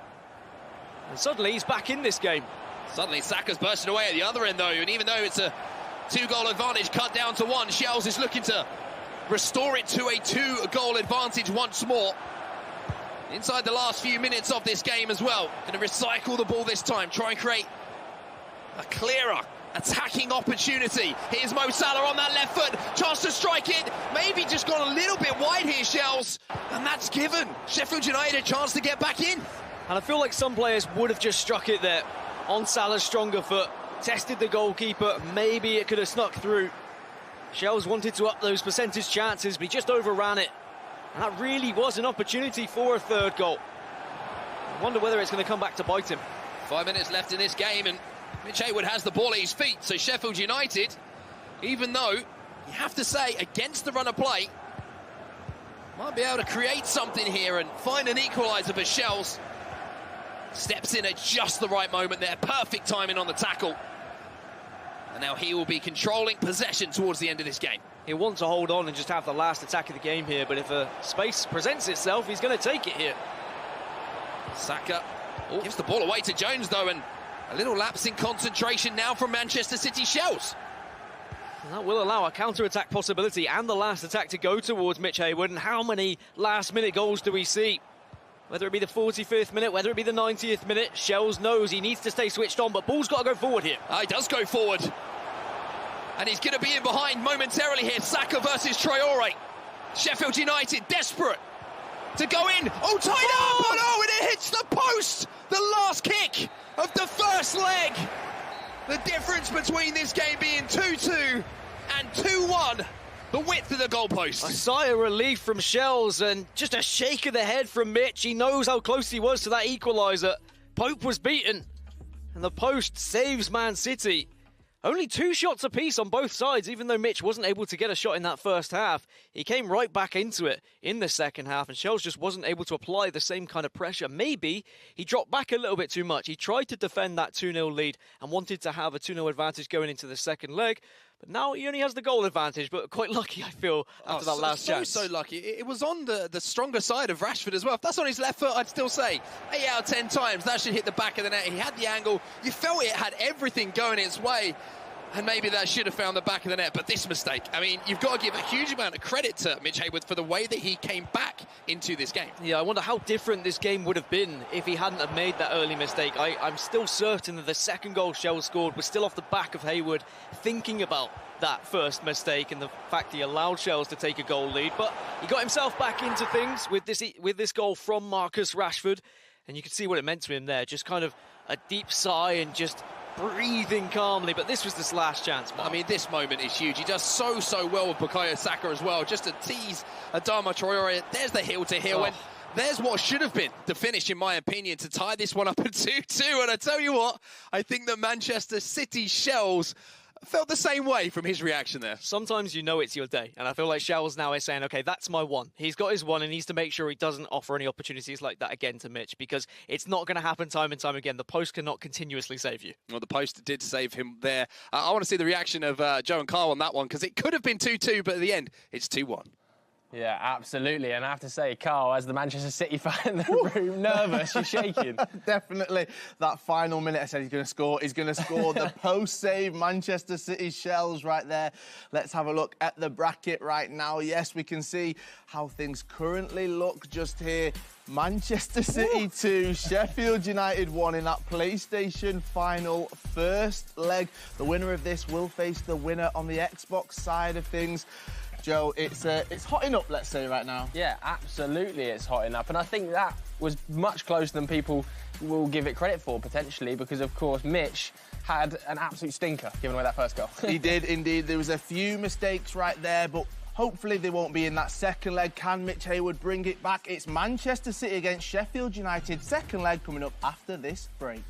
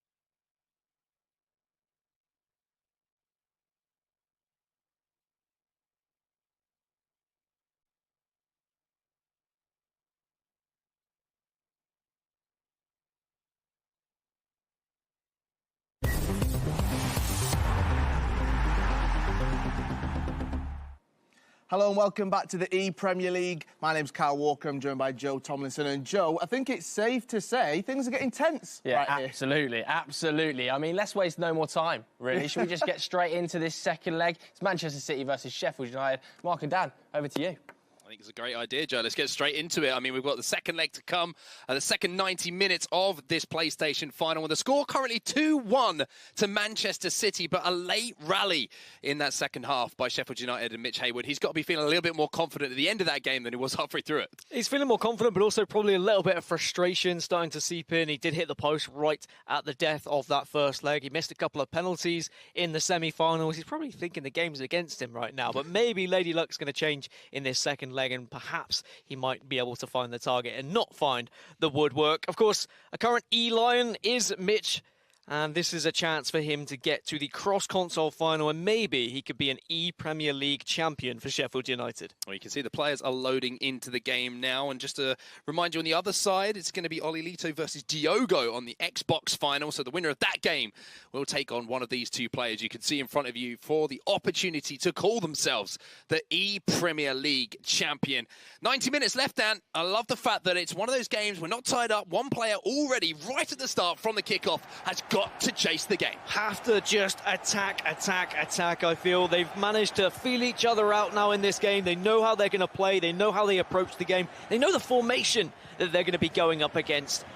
You need to now find the weaknesses of your opponent. How can you expose them? Is it going to be those long through balls from the back? Is it going to be a case of just trying to get onto the edge, maybe just hitting one a little bit early to catch them off guard? All these difficult and different things you have to consider going into a game. Almost a fantastic application of pressure in midfield there from Mitch Hayward to win the ball back. Unfortunately for him, De Bruyne kind of got caught up in the aftermath of the tackle. Couldn't get to his feet and look for a pass forward, but promising signs. He has to force the pace in this game. Has to be the player to be the aggressor, to try and create those chances to at least tie this game up. A lot of pressure on his shoulders right now. Yeah, and I thought maybe he was going to give the ball away again from his defence, but Reece James found the correct pass. There's a big run that went through the middle there, but Mitch just opting to hold the ball for now, not taking too many risks just yet. Maybe later on in the game he might have to try and attempt one of those through balls. Kante going to play the ball wide to Rashford. Just looking for one of those 1v1 situations in the box. Here is Bruno Fernandes. Just for a second it was a 1v1. Defenders got back into position though, and Bruno Fernandes will step in to intercept that pass. And when you're in these kind of games with these kind of stakes, every time you intercept and you get the ball at your feet, it's just a huge sigh of relief. And notice how when Chelsea is defending, he utilises Virgil van Dijk when it is those 1v1 scenarios, because he knows the power, the strength, and how difficult it is to get past VVD. But then if he's trying to track runs, he uses someone else. Oh, there's space in the middle here, and the flag will stay down on that far side. Rashford! No mistake this time, and the perfect start for Sheffield United in this game. We're tied up on 2-2 on aggregate now, and the mistakes and the nightmares of hitting the post at the end of that first leg have now disappeared. Well, just as I was saying that Shells uses different players to track runs, he brings Reece James slightly out of position, and Mitch Hayward takes full advantage of that. The through ball perfect, the finish was just icing on the cake. And now we're all square here, and after a dominant early performance in the first leg, Shells needs to come back again. Oh, and Shells is looking to come back again. What a touch that is from Virgil van Dijk. Marcus Rashford was away from his man for just a second. And as he lifted his leg to strike that ball towards goal, Van Dijk made a last-ditch attempt on the ball and won it, but now Shells is looking to do so again, and at the moment, Van Dijk 2, Rashford 0. It's just the physical attributes that Van Dijk offers. Maybe another defender would have allowed Rashford to get past and get that shot away. Maybe a different striker might have been able to just budge past Virgil van Dijk. But of course, in this tournament, you can only use Premier League foot items. Well, there was a run outside of Kevin De Bruyne, not going to be used. Cricketta cancels here from Mitch Hayward, who is looking so much more confident, takes the shot, looks for that finesse towards the far side. And I tell you what, Dan, even though this game is tied up at 2-2, it's so open in this first 23 minutes. Well, it's just suddenly exploded, hasn't it? And it's all down to Mitch Hayward just going gung-ho, really. Saying, I'm not going to allow you to dictate the pace of play here, Shells. I'm going to get back into this game and show you what I'm made of. Well, it's going to be Salah through on goal. Oh, a huge save this time. Coming in from Nick Pope. And Shells did so well to create that chance, to time the ball through to Salah. And on his left side, usually expect the Egyptian to put that one away, but Nick Pope equal to the task. Again, we're seeing the weakness of some of these strikers in the Premier League. Salah not able to tuck that one away. St. Maximin now inside to Rashford. Inside, oh, it has to be, and it is! What a turnaround in this game! When we kicked off, Sheffield United trailing 2-1. And now, around half an hour into this game, they have the lead 3-2. And Shells could have taken the lead with Salah. He was through on goal. I would have seen it go in maybe 8 times out of 10. But then Mitch Haywood, he didn't allow his head to drop. He picked the ball up. He sent it straight down that left wing. He took full advantage of Shells maybe being a little bit bamboozled. And now he has the lead here, and how is Shells going to react? Wonderful stuff from the Sheffield United man. The composure, the focus, everything you need to be a top-level FIFA professional player. And all of it on display in this first 30 minutes. Shells shocked at the moment. I don't think many people would have been expecting Mitch Haywood to be the PlayStation champion here in the ePremier League, but he's not far off doing that. Even though Shells has a little bit of time to get back into this game, it's Mitch Haywood who's in the ascendancy. He's the one who looks comfortable. He's the one who looks clinical. As long as the post doesn't stop him, the goals seem to be coming. And now controlling the pace of the game as well. Possession in Sheffield United's favour. A dream start to this second leg. And you mentioned before the game got underway, Mitch Haywood is maybe right at the death of that first leg, thinking, oh, the game's against me, this isn't my day. Well, what a turnaround. Well, one thing that helps Mitch Haywood and Sheffield United is history is in the favour. Watford, of course, ePremier League champions last season. And Sheffield United not exactly having the best of seasons in the real Premier League. And I wonder whether Sheffield United could be the ePremier League champion. Still a little way to go yet, but certainly the thought process will be there for Mitch Haywood with how he's playing right now. And Shells is putting so much pressure on the ball at the moment, desperate to win it back, and finally does so. So Manchester City will have the final attack here before half-time in this second leg. But look at Marcus Rashford fighting for the badge, back from the striker position to help out, pitch that ball off of Kevin De Bruyne. Yeah, maybe Shells just thought that Mitch Haywood would be focusing on defence, but instead he brings back Rashford, he wins the ball, and now it's his last attack here. Half-time then. Sheffield United fans with a massive smile on their faces because Mitch Haywood has turned this game on its head. As we said, 2-1 coming into this game in the favour of Manchester City and Shells, but now the lead with Sheffield United. And we've seen a lot of comebacks throughout this tournament, and Mitch Haywood has displayed another one here. We can look at the highlights from this second leg, and it was just so much free space for Rashford. And in the previous game where Shells didn't hit an opportunity like that with Salah, well, that shows what happens when you do just take the shot. And this was the miss from Salah. And then right up the other end, Mitch Haywood is able to take the lead. We call this one the misery compiler. When you have a massive chance that doesn't go your way, and then straight up the other end, your opponent is able to put it in the back of the net. It really does hurt even more, but great composure.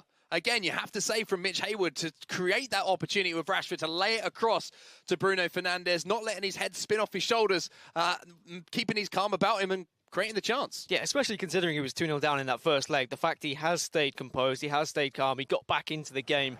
But I'm wondering, can Shells do the same thing? Is Shells going to lose his head a little bit here after throwing away this lead? We know Shells has the capability to suddenly turn a switch and become one of the best players around. But is he going to be able to do it today, or is Mitch Haywood going to continue this fine form? He's already knocked out the current ePremier League champion in #Tom, who is representing Tottenham. And I wonder whether the story begins there, or if Shells can make a story of his own. Second half of the second leg underway. One goal between the two teams, between the two players. And every chance that comes now is going to be at a premium. 50 minutes on the clock. Mitch Haywood, who came out of the gates absolutely flying in that first half. Really, I think he caught Shells off guard a little bit with the amount of pressure he was putting onto him.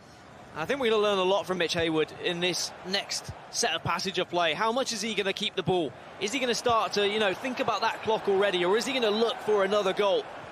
Is he one of those attacking players, or is he just going to try and defend this lead? Maybe Shells was a little bit guilty of defending his 2-0 lead. And perhaps Mitch Haywood would like to have a 2-goal cushion of his own. Sheffield United just picking up possession here from the throw-in. The touch will be called for offside. And now Shells has a chance just to get the ball at his feet, just to settle things down a little bit. But he needs to be a little bit more creative with the possession that he has had.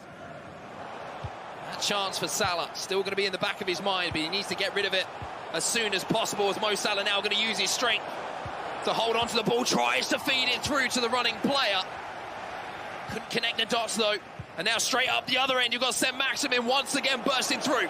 Has a real chance here, does Saint-Maximin, but you've got to beat that fullback first. Has to go back, decides to recycle. And he just looks for another opening, does Mitch Haywood. Very experienced play. Here's Rashford, first-time fake shot. Traore and a combination of Virgil van Dijk will win the ball back here for Shells, and you can already see a pause being cued as well. It's an indication that one of these players wants to make a change tactically, whether it's fresh legs, whether it's Shells going for those attacking options, Dan. You can see that they think the time is now. Rashford, heel to heel here from Shells, looking for that goal to tie this game up. Salah now into Mane, tries to return it to him, but a little bit too obvious. If I'm completely honest, I think I'd rather Son up top instead of Salah. I know there was that chance, and it's easy for me to say that in hindsight. Saint-Maximin doesn't manage to reach that ball. But Son, with that 5-star weak foot, I just feel is so important as a striker, especially in these ePremier League restrictions. Saka's through here on the overlap. Unfortunately, just went a little bit too early and was caught offside, but now the changes will come in. And the great thing is here, we get the opportunity to look at it from Shells' point of view. Who's he going to be bringing on the pitch? What custom tactics are going to be adjusted? How is he planning to get back into this game? He's just looking at the fatigue of the players. You can see that green bar underneath the T-shirts. That's how much stamina is left. And those who have been depleted slightly maybe are going to be exiting off the pitch. But you can see there's a lot of changes going on right now. Not entirely sure of who he wants to play up front, who's going to be able to put those chances away. He thought about putting Saka up top. Now he's got Mahrez up top instead. And then he can dive deeper into those custom tactics. At some point, he is going to have to apply constant pressure and just get in the face of Mitch Haywood, try and win that ball back. You can see the defensive style of constant pressure is there and available for him with a very high depth. But I think he went for press after possession loss instead, because there is still a decent amount of time left. You don't want to deplete that stamina too much just yet. At 3-2, it is definitely Shells who needs to be making those changes. And will it be the introduction of Riyad Mahrez, the Manchester City player? He can come up with some magic for Manchester City in the ePremier League. Yesterday it was Kevin De Bruyne from the spot in that tension-filled penalty shootout that got the job done. Maybe it's the time of Mahrez now, but for now it's Rashford on the far side. Shells and City. Time at a premium now. Every single time they go forward, Dan, it has to result in a chance created. I mean, at this point, you know that any attack could be your last attack, depending on how well Mitch Haywood is able to hold on to the ball. He could just time waste, and that's a great interception from Saint-Maximin. Counter-attack is there if he wants to take it. Nice little player switch. And he can hold on to the ball on this left-hand side for a short while, but it looks like he wants to attack, Mark. And he's going forward here. There's the player lock once more. Fed inside now. Saka tries to drive it across, and important there from Van Dijk that he kept that ball in play as well. If that goes out for a corner, Dan, that's just more time off the clock. And some players would hold on to the ball, even with 15 minutes left. Some people are quite confident in playing that ball around, keeping it away from their opponents. But I wonder whether maybe Mitch Haywood isn't that type of player. If you try and play that style, if you try and keep possession, you are a little bit vulnerable. You can make those mistakes if you're not used to doing it. And now that throw-in is going in favour of Sheffield United, so a chance again to go into those tactics for Shells. And it looks like it's probably going to be throwing everything in the kitchen sink forward. 3 at the back, get as many men upfield and try and find this equaliser. Yeah, it's going to be everything thrown forward now. The 3-4-1-2, pretty much the most aggressive formation that you can have in the game. A lot of people like the narrow with the fullbacks flying forward as well. And this is the Hail Mary here for Manchester City. This is it for Shells, the last roll of the dice, whatever you want to call it. First of all, he's got to create that chance, though, and it just seems like, surprisingly, for me, for Shells, a little bit devoid of creativity when he gets towards that final third. He has, but I wonder whether that's just down to how Mitch Hayward has been playing in this second leg. He has very much tracked everything that Shells has been able to do. He's defended very successfully. He's been jockeying brilliantly with those who are in the CDM role. And the difficulty for Shells now is he has to make substitutions to, of course, try and get back into the game, but then he needs to think about what happens after that. If he does find the equaliser, he needs to be able to have players who can then revert back to that 4-4-2. I think I saw Cancelo coming onto the pitch. Salah manages to keep that one in play, and all of a sudden from the restart, Shells looking dangerous. Riyad Mahrez, De Bruyne, the City boys linking up here. Saka tries to get that ball across, but it's Odegaard who's just been brought on the pitch, who managed to get an interception. A block is going to turn possession over to Shells here. Players are flying forward. Oh no! Oh, Mo Salah has fluffed his lines. Get him off. Put Son on the pitch. Get someone with a 5-star weak foot. Salah's right foot is just not good enough at this level. And Shells with an incredible opportunity to get back into the game. He could be punished here, but Van Dijk has to work hard, and he does. Oh! What a moment that was in this game. And now Sheffield United looking for, once again, the misery compiler. Rashford with a chance to strike, cannot get past Van Dijk. And now with around 6 minutes left in this game, Manchester City have to flow forward and have to find a goal. And he's got so much room with Alexander-Arnold here, but it's about where he goes from here. Needs support. There's just Sheffield United players around him. No blue shirts to work with. Possession back for Mitch Hayward, and just 4 minutes left, and he will be the PlayStation champion. Van Dijk wins it back for City, though. And now it's last chance salute. Shells needs to create, and most importantly, needs to finish. De Bruyne. Mitch Hayward holding on for dear life. Plays the ball through. Oh, and Shells has found a goal! Last minute drama in our final. Bruno Fernandes bursting from deep, beating the goalkeeper. And the ePremier League comes to life again. What a ball it was from Shells. He watched, he waited, and executed absolutely perfectly. Fernandes came steaming through the middle, and it had to be a precise and perfect through ball. Perfectly weighted from Shells. And my, it means we're probably going to extra time here in this PlayStation final. Mitch Hayward can't believe his eyes. I mean, for Shells, I kind of feel he deserves that goal. As crazy as it is, you look back on that opportunity that Mo Salah had just moments before, where he looked like he forgot how to run, let alone finish. And the opportunity it was created. And then for Bruno Fernandes in this moment to come up with the goods. Watch this run from deep down. Bruno Fernandes makes this run. Just look how he holds it up with Saka. And that has to be absolutely perfect. You have to make sure you press that button down the right amount of pressure. Otherwise, it's going to overhit or underhit. Shells manages to get it through. 90th minute goal. There might be 1 minute of added on time, maybe 2 minutes of added on time. Mitch Hayward does have kickoff here. Maybe one last chance before we think about extra time. Both players here have to switch on for very different reasons. Shells has to defend, having worked so hard to create that opportunity to tie this game up. Does not want to let it slip away. And Mo Salah is going to win the ball back here. And with just a few seconds left on the clock, having found a last gasp equaliser, it might be Shells here who strikes from distance and finds a winner. But again, it's Mo Salah who can't find the finishing touch. And it gives us an opportunity to finally catch our breath. I mean, I would have eaten all my words if Salah had just banged that one in from outside the box to get a late winner. But we're into extra time. I feel like this final deserves extra time with how both players have played. The early stages of the first leg, Shells was dominant. He looked absolutely fantastic. But then the way Mitch Hayward came back into the game throughout the first and second leg.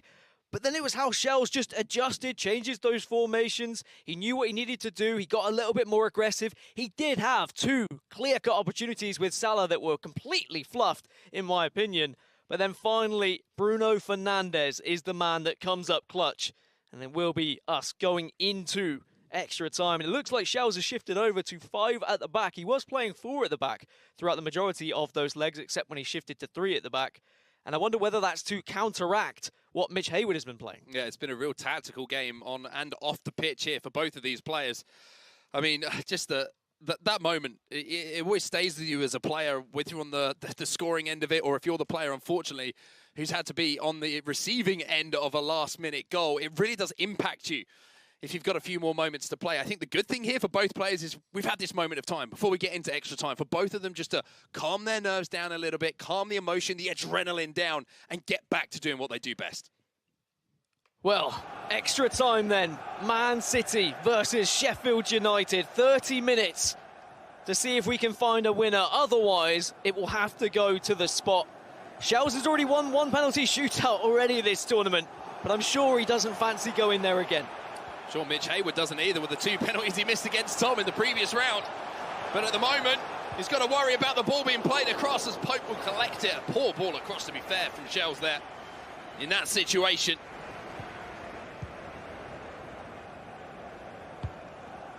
And now just a moment for both players to get a hold of the ball, get back into the flow of the game.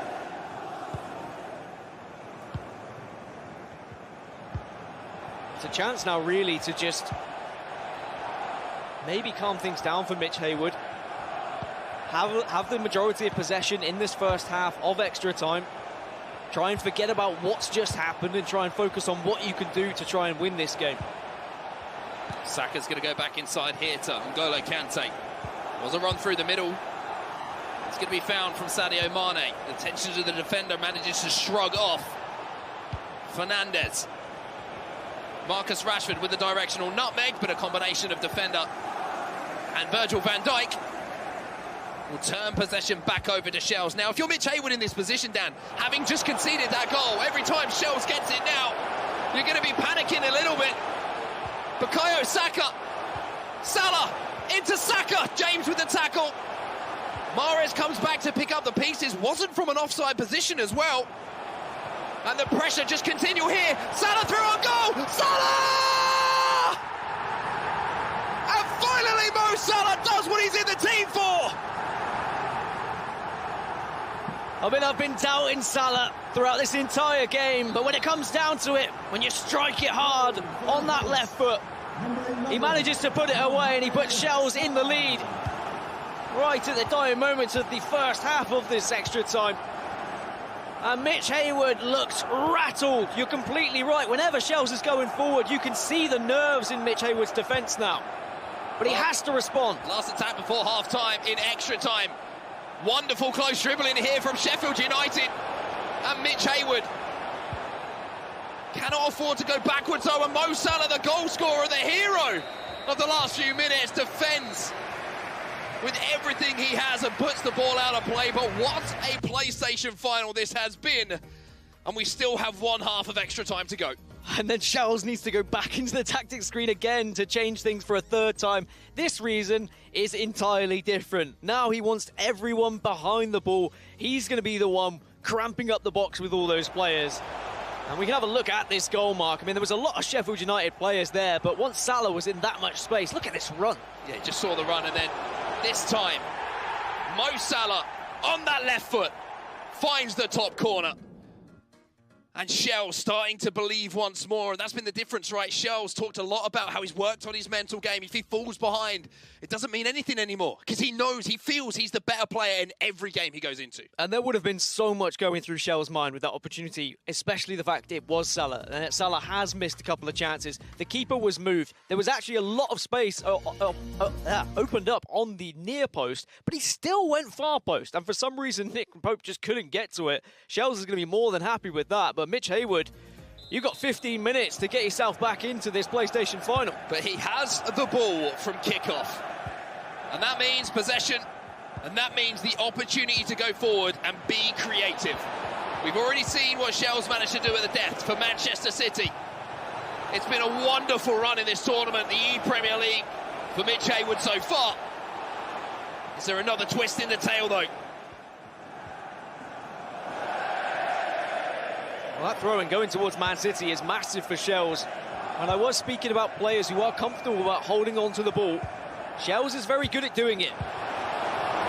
Offside flag will go up as Mitch Hayward takes a risk with the offside trap, as he needs to do.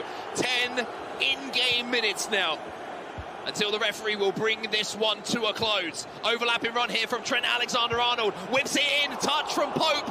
Will take the ball away, and De Bruyne, the calmest man on the pitch, with a wonderful touchdown to the feet. And Mitch of Mo Hayward, Salah. he has to offer up a little bit of space for Shells. He needs to present a reason for Shells to go forward so that he can win the ball back. But it's going to be Bruno Fernandes now. A chance to win it here. But instead, experience on the side of Shells. He knows if he has the ball, he has a spot in our cross-console final. And he's going to just keep the ball here with Cancelo. Utilise that R1 button to bring players a little bit closer. Sends a through ball, though. Oh, Cancelo got a touch on it. What way is this going to go? It is a goal kick. Mitch Hayward, this might be your last chance, but given away. Cancelo steps in. And now a 3v2 situation inside. Shells will win the throw. Shells isn't thinking about a goal right now. He's just thinking about trying to close this one out, hold on to the ball. Of course, if a fantastic opportunity presents itself, it's clear-cut. He's going to take it. And that's why I said I think Mitch Hayward needs to offer that. He needs to almost bait Shells into going for a pass and looking towards that goal. Otherwise, this ball is staying in the corner flag. And Mitch Hayward will be out of this tournament, and it will be Man City going into the grand final. The seconds are ticking away. Oh. Odegaard can't quite keep that one in play. But he has to win the ball back. And he has to win the ball back now. It's as simple as that for Sheffield United and Mitch Hayward. Adama Traore will do so, and there's 30 seconds or so to pump this ball upfield and maybe create one more chance for Cancelo. The Manchester City man will make the interception, slow the pace of the game down, and Man City and Shells, they're through to the grand final with a Herculean comeback. And he gets closer and closer to that 40k prize pool. His share of it, guaranteed 10k, just getting to the cross-console final. And what a game that was between two fantastic competitors, of course. Commiserations to Sheffield United and Mitch Hayward. He had a great run. He knocked out the current ePremier League champion, but it's that man on your screen, Man City's Shells, who finds himself in a grand final. And you can see what it's taken out of him as well. A deep breath. I'm exhausted. Imagine how Shells is feeling, but he's got to do it again in that grand final. We'll take a look at the highlights from this second leg as well. And, you know, what a start it was. We've got to remember, Shells was leading going into this second leg down. He was, and then Mitch Hayward completely flipped the script and was able to then take a lead himself with two quick-fire goals in the early stages of this second leg. And then for a long time, he dominated until this moment. In the 89th minute, Shells biding his time, playing the ball to Bruno Fernandes, gets the equaliser, which sent us to extra time. And then in extra time, the man who had missed so many chances for Shells steps up on the biggest moment of all, and somehow or other manages to put it away, Dan. Manages to put it away, and I'm sure he is feeling absolutely amazing. And Nicole is going to be joining him for an interview. Nicole, I mean, we need to find out what Shells is feeling. What a game. Shells, you are our PlayStation winner. You are through to the grand final. How does it feel?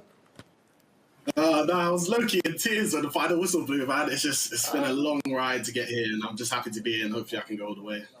And that was such a tense game. I mean, quickly talk us through it. Mitch did so well to come back, and then you got that last-minute goal. I mean, it was very stressful for us here in the studio. It must have been crazy for you.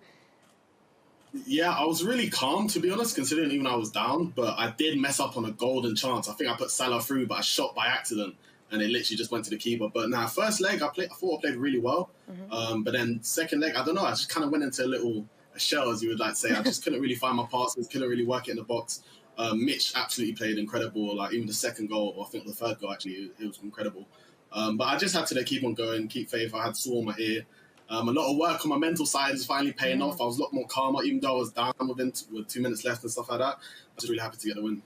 Right, Shells, we'll let you go and prepare for that grand final. Congratulations, and we'll see you very shortly. Back to you guys. Thank you. Thank you, Nicole, right there.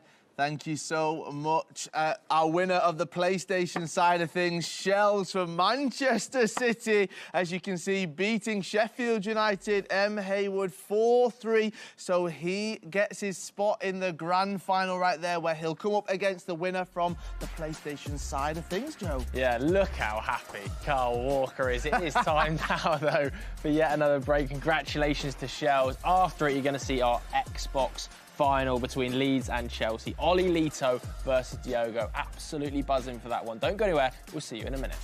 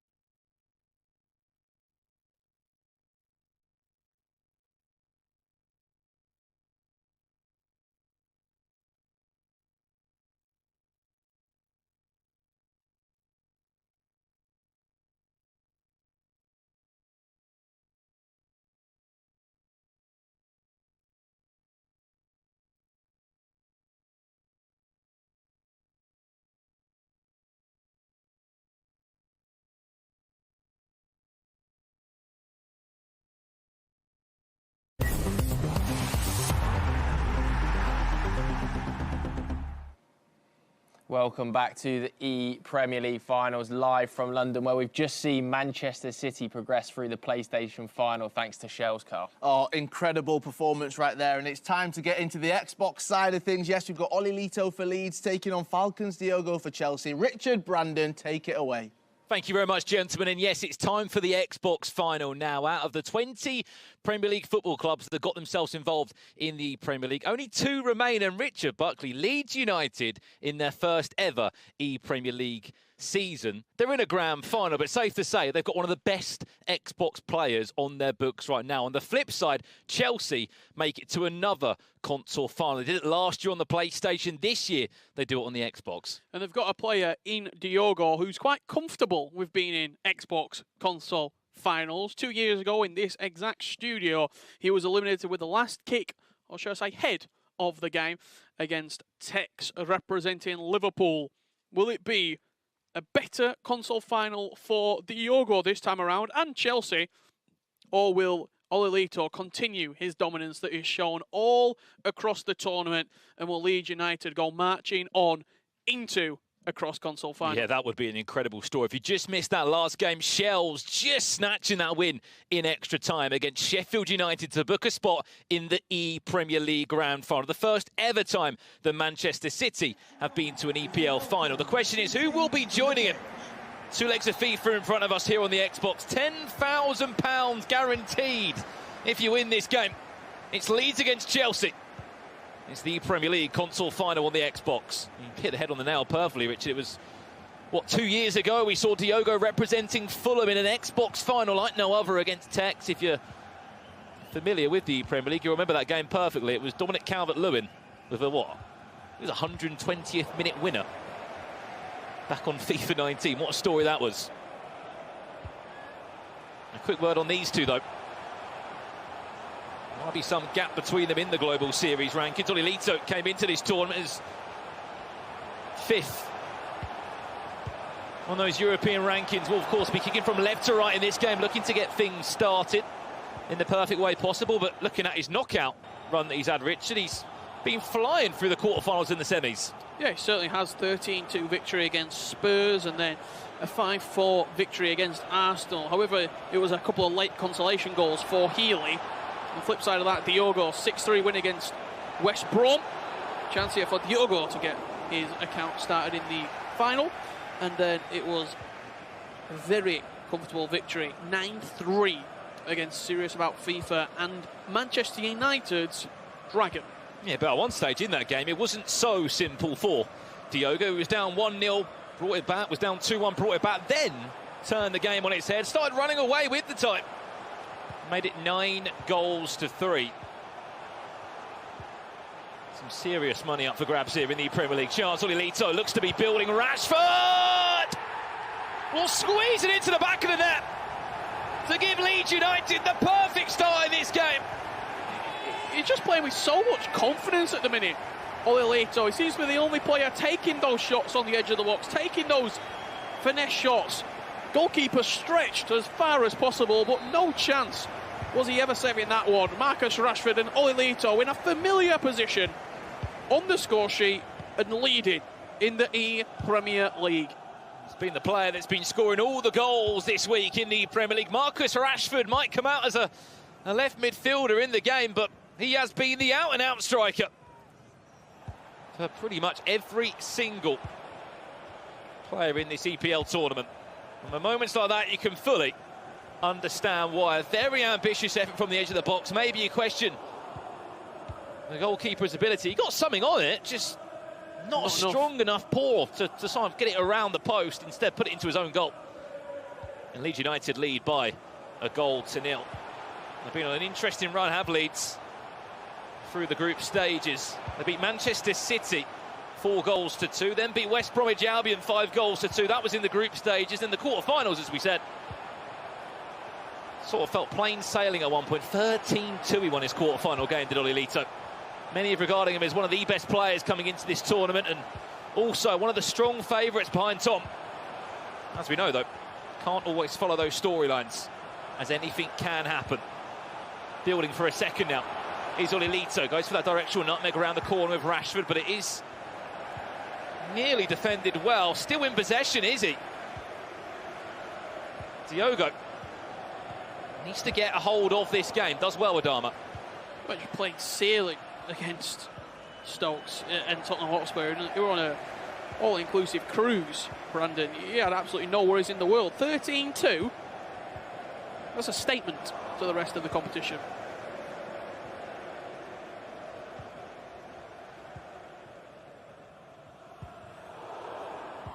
As we said, Manchester City and Chelsea is your PlayStation champion.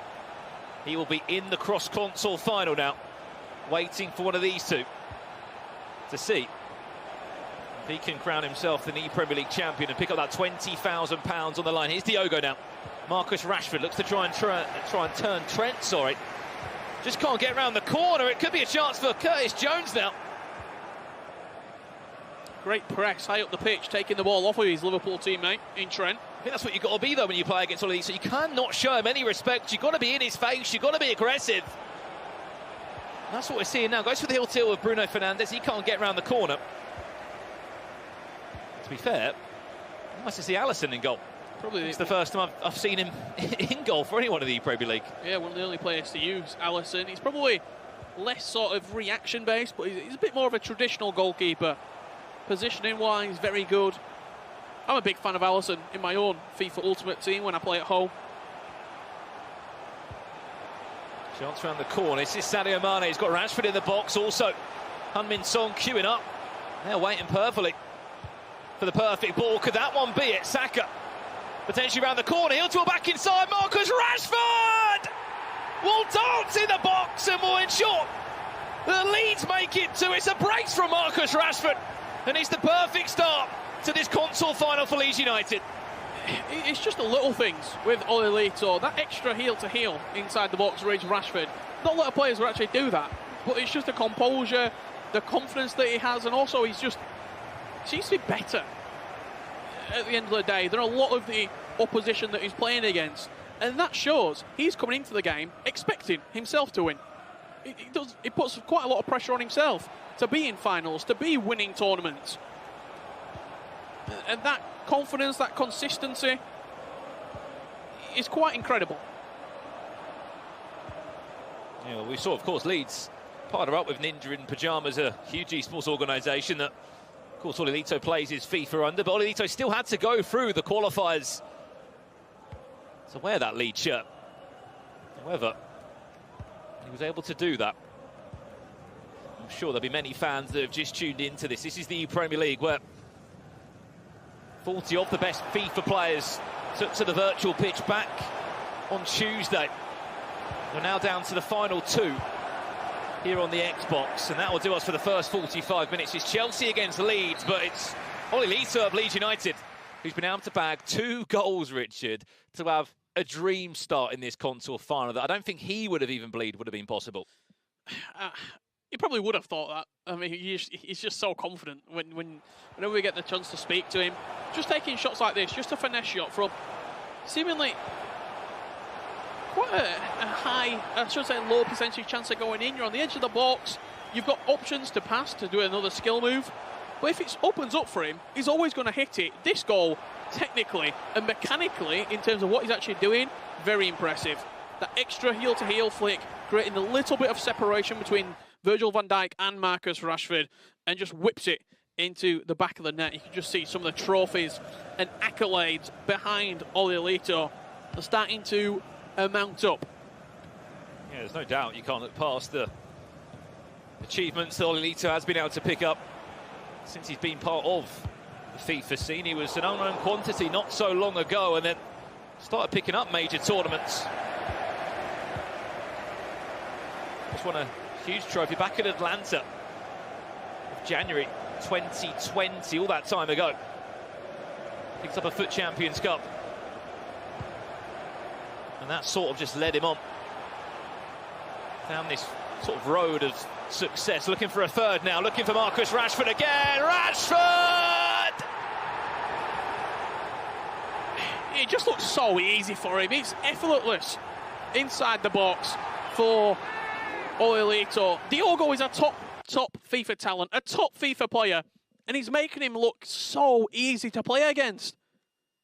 It's so difficult, isn't it? Because Diogo's not had a sniff. He's just struggled. It's been attack after attack after attack from Olilito, and just can't get near him at times. And it's just so good. That's a hat-trick for Marcus Rashford, by the way. And you can just see the formation that Olilito are playing with there, the 4-2-2. So it's 4 defenders, 2 central defensive midfielders, sort of anchoring in front of that back 4, 2 wide attacking midfielders. He had Mane as the left attacking mid. These players sort of play as wingers, but a little bit more advanced, letting them get involved in the attacks. And then the 2 strikers, the star of the show, Marcus Rashford. Hat-trick inside, 52, 53 minutes in this first leg, and potentially setting his stall out early going into the second leg. Is there even going to be a chance for Chelsea to get back into this tie? There won't be a chance if the scoreline keeps heading in this direction, Richard. 3-0 and the perfect hat-trick from Marcus Rashford. Brilliant stuff for the Manchester United man. The in-form item, his third in-form in at left midfield, playing as the out-and-out striker and the out-and-out goal scorer he has been in the Premier League finals. Diogo into that pause menu, looking to make a couple of changes. He needs a goal. If there's any chance to pull this one back, looks for the cutback. It's just a little bit too heavy for Rashford. You saw there with Olilito how high that he pulled Virgil van Dijk out of defence as well. A lot of players wouldn't do that. He was pressing so high up the pitch. Just see Trent there, looks like he's sort of towing a caravan, and that's how slow he's been running back. And he's got Sadio Mane just running acres in front of him. So much space, so much time, and honestly expect to see some changes very soon from Diogo going forward. Tactically, he's got to just even a goal, Richard. He needs something to get him going. Of course, he needs to remember that he can't go and concede another goal, but he has to try. That's the catch-22. If he does go more offensive and starts to push more bodies forward, Olilito will just pick him off. He'll just keep on playing these through balls down the line, exposing the space that is left there as Diogo and Chelsea push more bodies forward. And really, you're just playing into Olilito's hands and Leeds United's hands. Just looking at Diogo's run to get to this stage, he beat Burnley Ashley 5-0 in his first opening game in Group C. Followed that up with a big win against Everton's Jadon 4-3. And as we know, had to play West Brom in that quarter-final game. 6-3, the win was.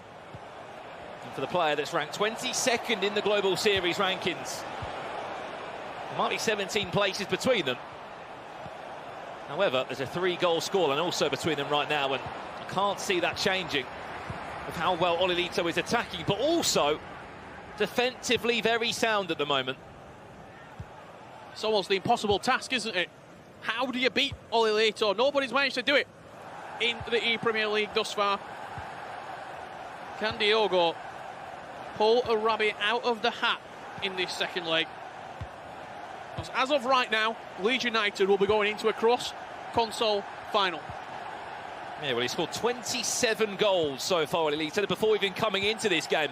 That third goal for Marcus Rashford made it 30 goals, one of the highest goal scorers we've seen in the Premier League for Olilito. Chance, Marcus Rashford to make it 4 and to make matters worse. Fortunate enough, Virgil van Dijk was just about there. 30 goals, over a third of them came in one game against Tottenham. Has to be a goal for Diogo. Simply has to score. He can't waste this chance. He's delayed it. And delayed it back to Sadio Mane. Is he just overworked the chance now?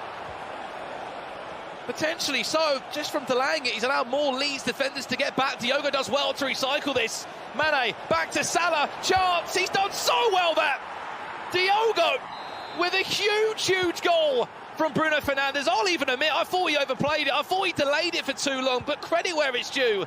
Diogo with a must sort of score, a goal that he needs to score. He had to score that goal. Yeah, absolutely. As the ball went down the left-hand side, the pass wasn't 100% on. He could have rushed it into the box. He took his time, played the long game, patience in the build-up, and in the end resulted in a big goal to give him not only a lot of confidence, but also just something on the board, because he was coming out with his first leg with absolutely nothing to show for it. And that goal might have just sparked something mentally for Diogo to say, you know what, I can score, I can create chances, I am good, I'm in a console final for a reason.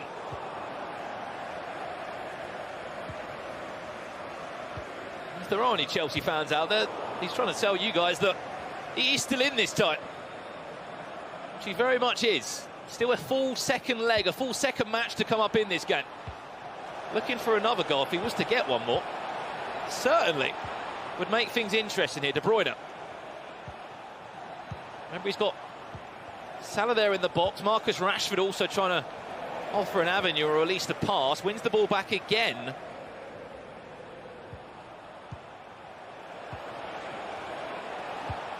It's better from Diogo. Time's running out though. 2 minutes plus additional time. It's a good chance. Could be really nice. Get a passing count on the screen. Marcus Rashford! Alisson done really well there, just to cancel out that opportunity at the near post. Corner whipped into the box. James heads it clear. This final chance of this first leg will fall to Chelsea. Corner again. Last chance of the game. Watch out for Virgil van Dijk in that box. You can see him, number 4. Will he look to manually control him? Yes, he will. Towards the front post. He will go, and nearly. Still on. Just about latches onto that one. Will the referee play one more attack here? Back to Bruno Fernandes. He does it. McGeady spinning the box. Back he'll go again, and unfortunately, that is no way through in the end. Full-time, leg one. Leeds United lead by 3-1. Yeah, you just saw that roulette coming out a little bit more as the end of the game, and that's not necessarily showing that he just can do the skill move, but the confidence that he's starting to get back. End of the first half, we weren't seeing any skills from Diogo, but as that game went on further and further, he felt himself getting back into the matchup. But it was a first half to remember from Oli Lito. Yeah, 3 of the best, and all 3 of them coming from Marcus Rashford. That was goal number 1. Keeper just couldn't get a strong hand on that one. That made it 1-0. This one shortly followed. Saka, so good, so creative in these sort of areas. Heel to heel, cut it back, little heel to again, and into the back of the net to make it 2. And then Rashford wanted 3, and that's exactly what he got. Ball into his feet, directional nutmeg, as you'll see now, into space. Left for Reece James for dead, and that made it 3-0. It did indeed. Diogo came firing back in the second half. This ball down the line. It was Marcus Rashford outstrengthening James, and you were saying, where's the ball going to go? He just took his time. A couple of ball rolls inside the box. The chance at the back post with Son disappeared. He then worked it all the way out wide. Zinchenko came a long way across. Directional nutmeg into the space, and then it was Bruno Fernandes getting that goal back. 3-1 as the first leg has concluded. You can see the landscape of the ePremier League right now. 3-1 after the first leg. Plenty of opportunity left in that second leg for Diogo to get back. Yeah, credit to Diogo on scoring that goal. It was a real difficult chance, but did pull himself a goal back. If you're a Chelsea fan, you will still be in the chance of turning this one around. But Leeds lead at the break, 3-1. Back to you, Joe and Kyle. Brandon, Richard, thank you so much for that. Oli Lito has now scored 30 goals in total in this tournament, but can Diogo bring this back? He's got that vital goal. The second leg is coming up. You do not want to miss this one. We'll be back after this short break.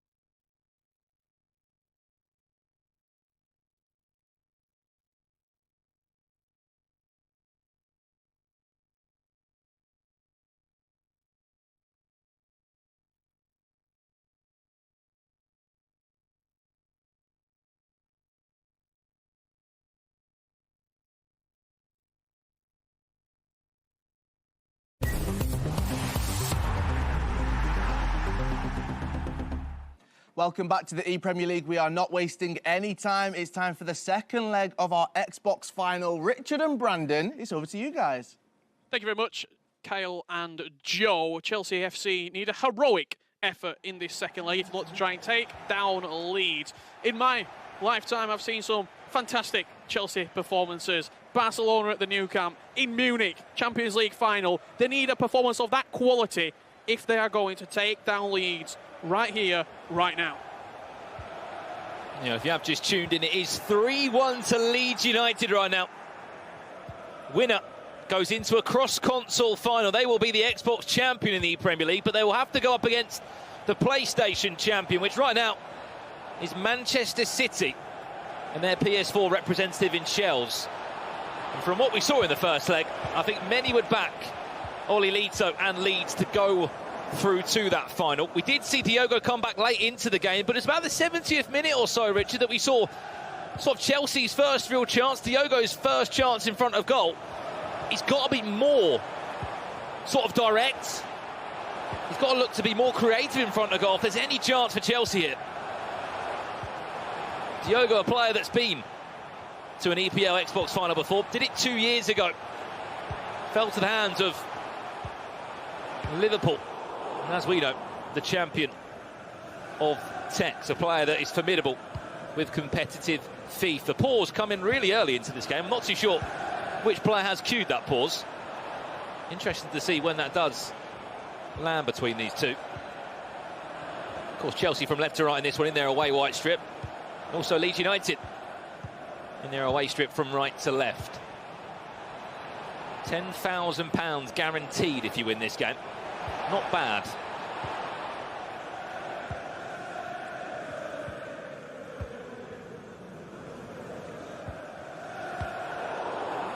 It's Diogo that actually paused the game.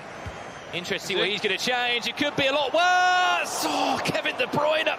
He did everything right. Ederson just did better.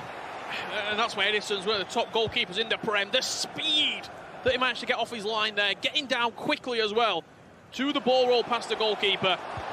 One of the most successful ways of scoring, that little skill move, ball roll as the onrushing goalkeeper comes at you, and you just leave him in his path. That would have been a nightmare. If Leeds were to score that, Olivito would have been 4-1 up, 3-goal cushion reinstated. And there is that pause. So it's interesting. So he actually came in from Diogo, what, 5-10 minutes into the game? Not even 10 minutes, 5 minutes into the tie. I'm not too sure what he's wanted to change. We are looking at the POV of Oli Leeds, so as you can imagine, there's no need to change anything for him.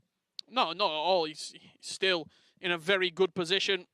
Maybe it could be 4-1 up, in all honesty. That ball roll past the goalkeeper, Kevin De Bruyne, just lacking a little bit of pace, potentially. If that may have been Rashford or Mo Salah, the snappiness of the ball roll a little bit more effective. But still, if you're a Leeds fan, very good signs in the opening 19 minutes, and it's a very early change as well. That signifies to me that he's gone from the 5-back formation that he was using, maybe into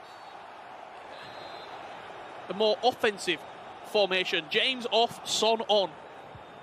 I'd expect that to be a common occurrence in this second leg, because every 5-10 minutes, if there isn't an improvement for Diogo in terms of him being able to get forward and really challenge Oli Leeds. Oh, what a ball that is! Heung-min Song round the goalkeeper! No! Ooh. Again, Ederson just off his line, puts the pressure on Oli Leeds and somehow puts Heung-min Song off balance to miss that chance. You see Saka, I think, looks to be in at left-back at the minute for Diogo. Son and Rashford up top. He's had to change something, Rich. Potentially even a 4-2-2 being implemented here, or a 4-4-2 of some sort. I know Diego is a big believer in the 4-4-2. Certainly changes. Can he look to get a goal in this game? Currently 2 goals down, 3-1 Leeds are in front in the second leg here. This is a chance. De Bruyne on the finesse, back to De Bruyne. It might fall, falls back to Curtis Jones. Still the chance is alive. Tries to roulette his way into the box past Oli Lito's defence. He wins the ball back comfortably. Just got that press though. Lots of white shirts up, absolutely. Has to. Simply has to look at the space so that can then open up. Curtis Jones back trying to defend Saka. That's obviously Saka out of position on the flip side. That'll be an interesting duel. Saka against Saka. Again, out of position now. He'll need Curtis Jones just to fill into that left-back area. A third of this game gone, and Leeds are still in front by 3 goals to 1.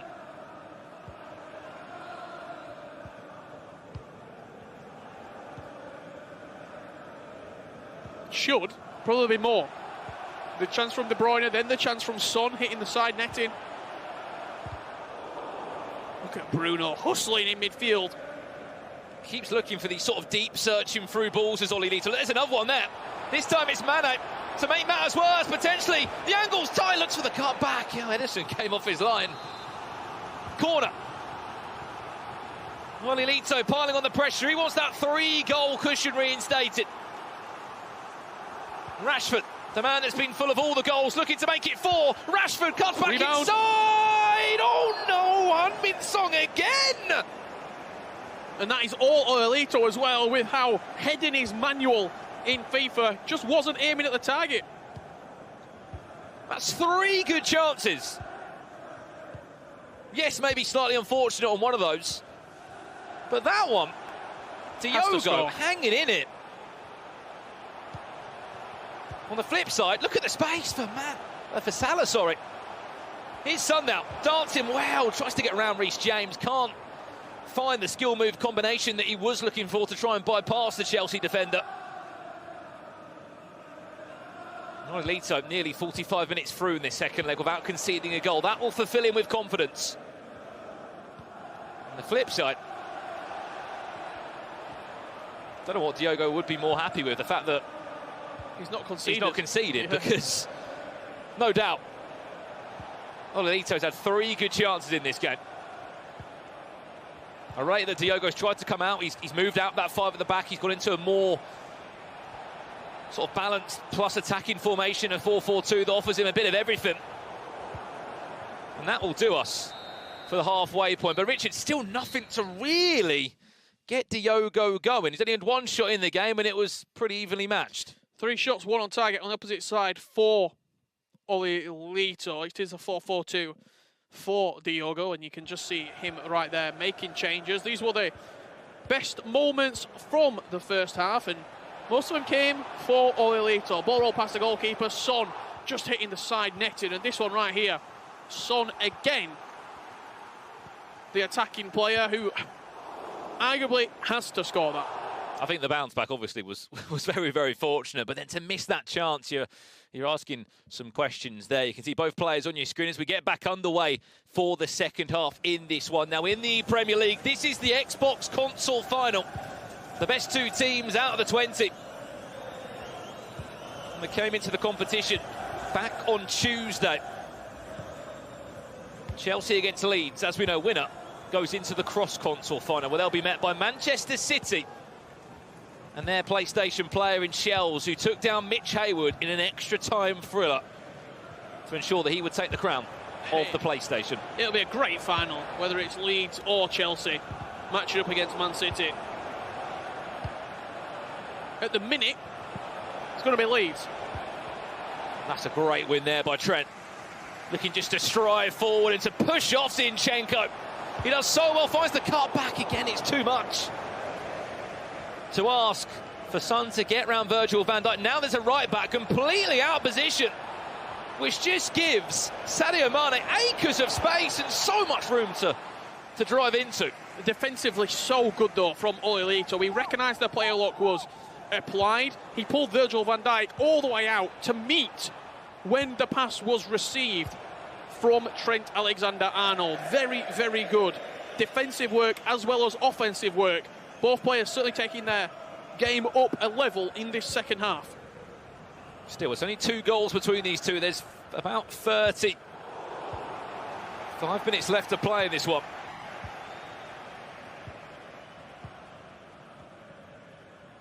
The change into the 4-4-2 has not blessed Diogo with a goal as of yet. He's got his workout. Is Saka just offside? Yes, he is.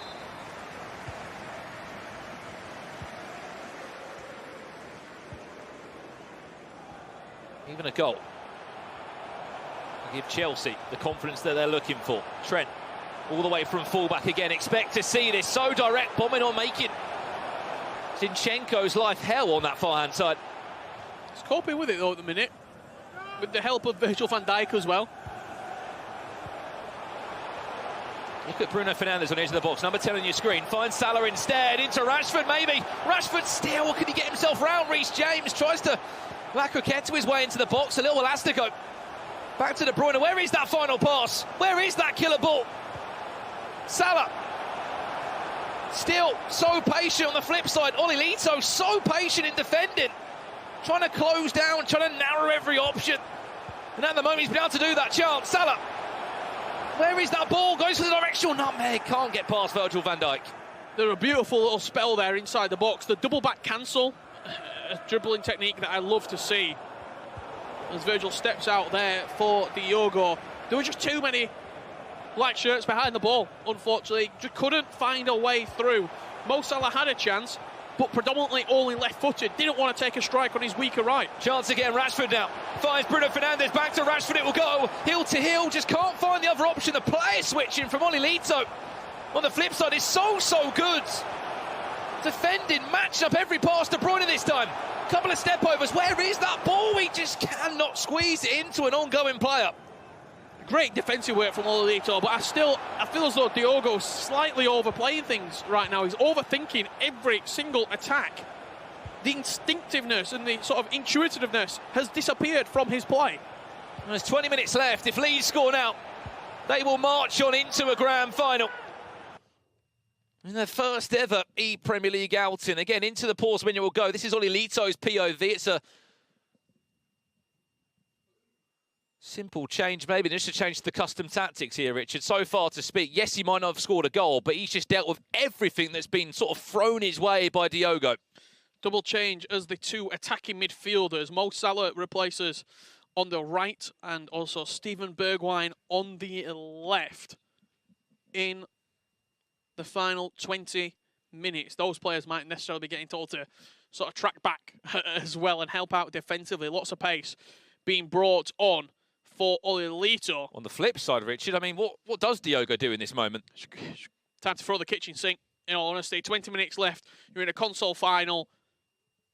If you lose 5-1, who cares? You're lost anyway, as it stands. You may as well try and win the game. Try and force extra time. Get bodies forward. And just see what happens. Well, this could be all she wrote. Oh, the post it was from Salah. Ederson saved it onto the post. On the flip side, Mane comes on. Just to inject some pace into the final third. Salah on his own still for Oli Lito. Does well and to create the chance. As long as Oli Lito's got the ball, that's all he's going to care about. Because he's 15 minutes away from being an Xbox champion here in the ePremier League and to cement himself a space in that cross-console final. Salah could be through to cement the tie. Can he find the cutback? He finds Rashford, finds Son round the corner. It's saved again by Ederson. Just cannot put the final nail in the coffin, Oli Lito. He's trying. Great save from Ederson. I thought we were going to shoot earlier. He's still 2-0 up. That's all he's got to worry about. Diogo. Last chance saloon here. Expect numbers to go forward. Expect Salah to maybe get in behind. Watch that back post. Could it be a chance?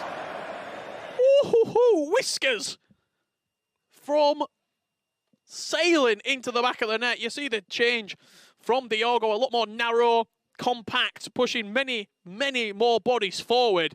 Sadio Mane. That was the chance. What a rocket from his right boot. If it had even been on target, it's flying into the back of the net. No goalkeeper saving that. Again, though, that chance just goes begging for Diogo. Yes, it's been better from him in this second leg. He's certainly been able to create more. He had to change. He had to make something give in the team. Unfortunately, that chance goes begging. 10 minutes away, Richard. 2 goals. Don't get me wrong, it's not impossible, but when you're up against a player of Oli Lito's quality, it's such a difficult task. It's not impossible, it is improbable right now when you consider how good Oli Lito is and has been, not only in this tournament, but in many tournaments before. He has gone to that winning moment. He's had the championship in his own hands out of hundreds and thousands of players in Europe. He's been number 1 before. is he going to be number one here in the ePremier League? Well, it's everybody forward now for Diogo. Saint-Maximin will come onto the field. Will it be deja vu, but the worst kind for Diogo? Yes, he's in a console final. Yes, he's been the best two on the Xbox here out the 20 that arrived on Tuesday. Unfortunately, it won't be a cross-console final for him. And Oli Lito, 7 minutes or so away now from a cross-console final. Leeds' first ever time in the ePremier League, and it has been a tournament to remember. Bergwijn. Could be it. To conclude the tie. If anything, just to watch that clock run down. Does give the ball away. That's 5 minutes left now, plus additional time. We'll need a very healthy amount of additional time if there's any chance. Salah, that ball's got to go into the box. It's got to be moved quickly. It's a solid tackle from Kevin De Bruyne. Referee says he won the ball. 88 minutes on the clock now, pretty much. Again, it falls back to James. I think that is the tie dump. He's tried and he's tried and he's tried to break down Oli Lito. But Chelsea cannot find an answer. They needed 2 goals if there was any chance of extra time. He came in as one of the favourites, one of the strong players to watch out for in this tournament, did Oli Lito. And he ensures that Leeds march on to a cross-console final in their first ever ePremier League outing. Incredible. Incredible from Oli Lito as the ball gets booted out of play. You see what it means to him, smiling from ear to ear. Oli Lito came in as one of the favourites on the Xbox, dispatched of all the competition that stood in front of him, and rightfully so, our Xbox champion. Yeah, it was a real tough one. A real tough one. I mean, Diogo went into that 3-5-2 right at the end of the game. On the flip side, let's have a look at some of the chances that Oli Lito created, because yes, he didn't score a goal, but he created the best chances in the game. That one there, you're thinking is going into the back of the net. Yeah, hitting the side netting. Son again, only 5-6 minutes later, has a chance. This one bounces up in the air off Kyle Walker's deflection and heads wide. And Mo Salah, literally just being brought onto the pitch, smashes the post. It was sort of all Oli Lito in these opportunities. And there was one more chance, wasn't it, at the end? You thought that one was going to the back, and Edison comes out and saves the ball perfectly. But again, it all came down to that first leg performance. Leeds United, what a story it's been for them in the ePremier League. That's £10,000 guaranteed just for getting to that grand final. If you go and win it, that's £20,000 in your back pocket, Richard. What a final that plans to be. Leeds, Manchester City. Yeah, not only that, but Leeds United fans all over, not only the UK, but all over the world, rejoicing right now. They've been waiting for their time in the Premier League for many a year, and it's come in the ePremier League right now. Guaranteed top 2 finish in this tournament. Potentially, you would say, the favourite going into the cross-console final against Manchester City. Can he go all the way? What a tournament he's had. Yeah, incredible stuff. We are guaranteed to see a new club win the Premier League, we must add. Liverpool did it back in 2019. Watford did it last year, of course, no longer in the Premier League. And then this time round, it's going to be Man City or Leeds. But let's have a look at the draw to find out where we are, how we've got here. If you don't understand the scenario of the Premier League, there was 40 players that arrived. Each club had an Xbox player and a PlayStation player, and they played over 2 days of group stages. We got to the knockouts today, and now there's only 2 clubs that remain. A PlayStation player from Manchester City and an Xbox player from Leeds United. You can see Manchester City on the left-hand side of your screens run. It was a penalty shootout win against Leicester City. They then knocked Mark Marley, last year's grand finalist, off against Brighton. That was 4-2, and then Shells beating Sheffield United 4-3. On the Xbox, it was pretty much comfortable in the quarterfinals, you have to say. Yeah, it was 13-2, a massive win there. Then they beat Leeds 5-4, and as you just saw there, 3-1. 3 London clubs knocked out on their journey from quarterfinals, semi-finals, and then that console final. And I think we better go and hear from that man who's booked himself a spot in the cross-console final. He's joined by Nicole right now. Yes, I am here with the Xbox champion, Oli Lito. You and Leeds United are through to that grand final. How does it feel? I mean, it feels amazing, of course. Since I started this tournament, I wanted to do well for Leeds. And, I mean, I think I've done pretty well coming to this point. But, I mean, we have one big game left. So, yeah, all to play for. And you said that you'd be happy if you made it to the top 4. Well, you've gone further than that. Can you go all the way and win that trophy now? I think so. I think I'm playing quite decent. Of course, Chelsea's a top player, a guy I respect a lot. So it's going to be a very, very tough game, and hopefully the fans enjoy. And hopefully we can take the win. Yes, like you said, Shells is a great player indeed. What are your thoughts heading into that? Going to be very, very tough, of course. I mean, probably my toughest challenge in this tournament yet. So I'm looking forward to the game a lot, and hopefully we can take the win. What would it mean to you then to win this competition and be the ePremier League champion? I mean, I think I would have been lost for words then, if I'm being honest. I think Premier League is the biggest league in the world, and to win that league in FIFA was going to be something special for sure. So, as I said, I hope we can take the win in this upcoming game. And quickly, did you manage to actually enjoy that game against Diogo, or was it just too stressful? Nah, I think it was too stressful, if I'm being honest. I was just focusing hard all the game, because I knew if I were to concede one goal, he was right back in it. So I focused hard, didn't really enjoy it until the ref blew the whistle for full time. So yeah. Well done. Congratulations. We'll let you head off now and prepare for the grand final, and we'll see you very soon. Good luck. Thank you so much. Thank you.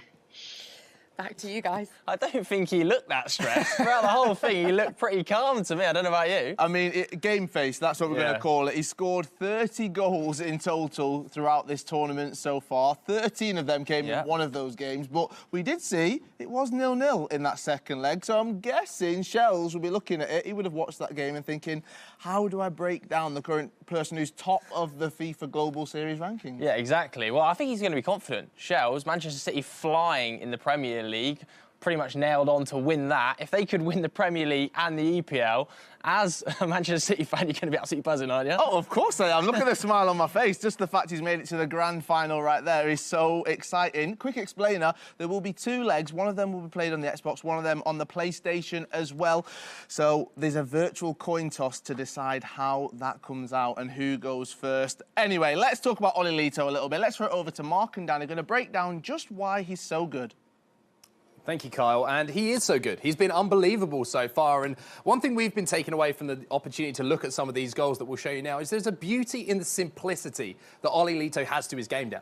It's also his ability to actually shoot when some players wouldn't be shooting. In the first goal that we'll be witnessing, maybe we'll jump over to the second goal instead. But Oli Lito is one of these players who will shoot from certain positions, Mark. But this is where he showed incredible skill moves. Yeah, I mean, one thing that Oli Lito does, he loves to create 1v1 opportunities. That's what all pro players do. And in this position, he's got himself the 1v1. You can see Saka and Traore 1v1 in this situation. And it causes so many dilemmas for a defender, because you're thinking, what skill moves has Oli Lito got in the bag? Who's he going up against? What's the player? Saka, how many skill moves has he got? What can I expect? And sometimes it's just simple from Oli Lito. He's thinking, I need to cut this ball back into the box. He's looking to either find this runner here or the player just behind him. And to create that half a yard, he uses a 4-star skill move. It's this heel-to-heel flick. It's very, very simple. But once he gets it to here down, there's still so much to do. There is a lot to do. You've got to decide whether you're going to go a cross goal to the left-hand side with Rashford's weaker foot, or whether you're going to turn back with Marcus Rashford's right foot and his stronger foot. In the end, he decides he is just going to continue the way he was going.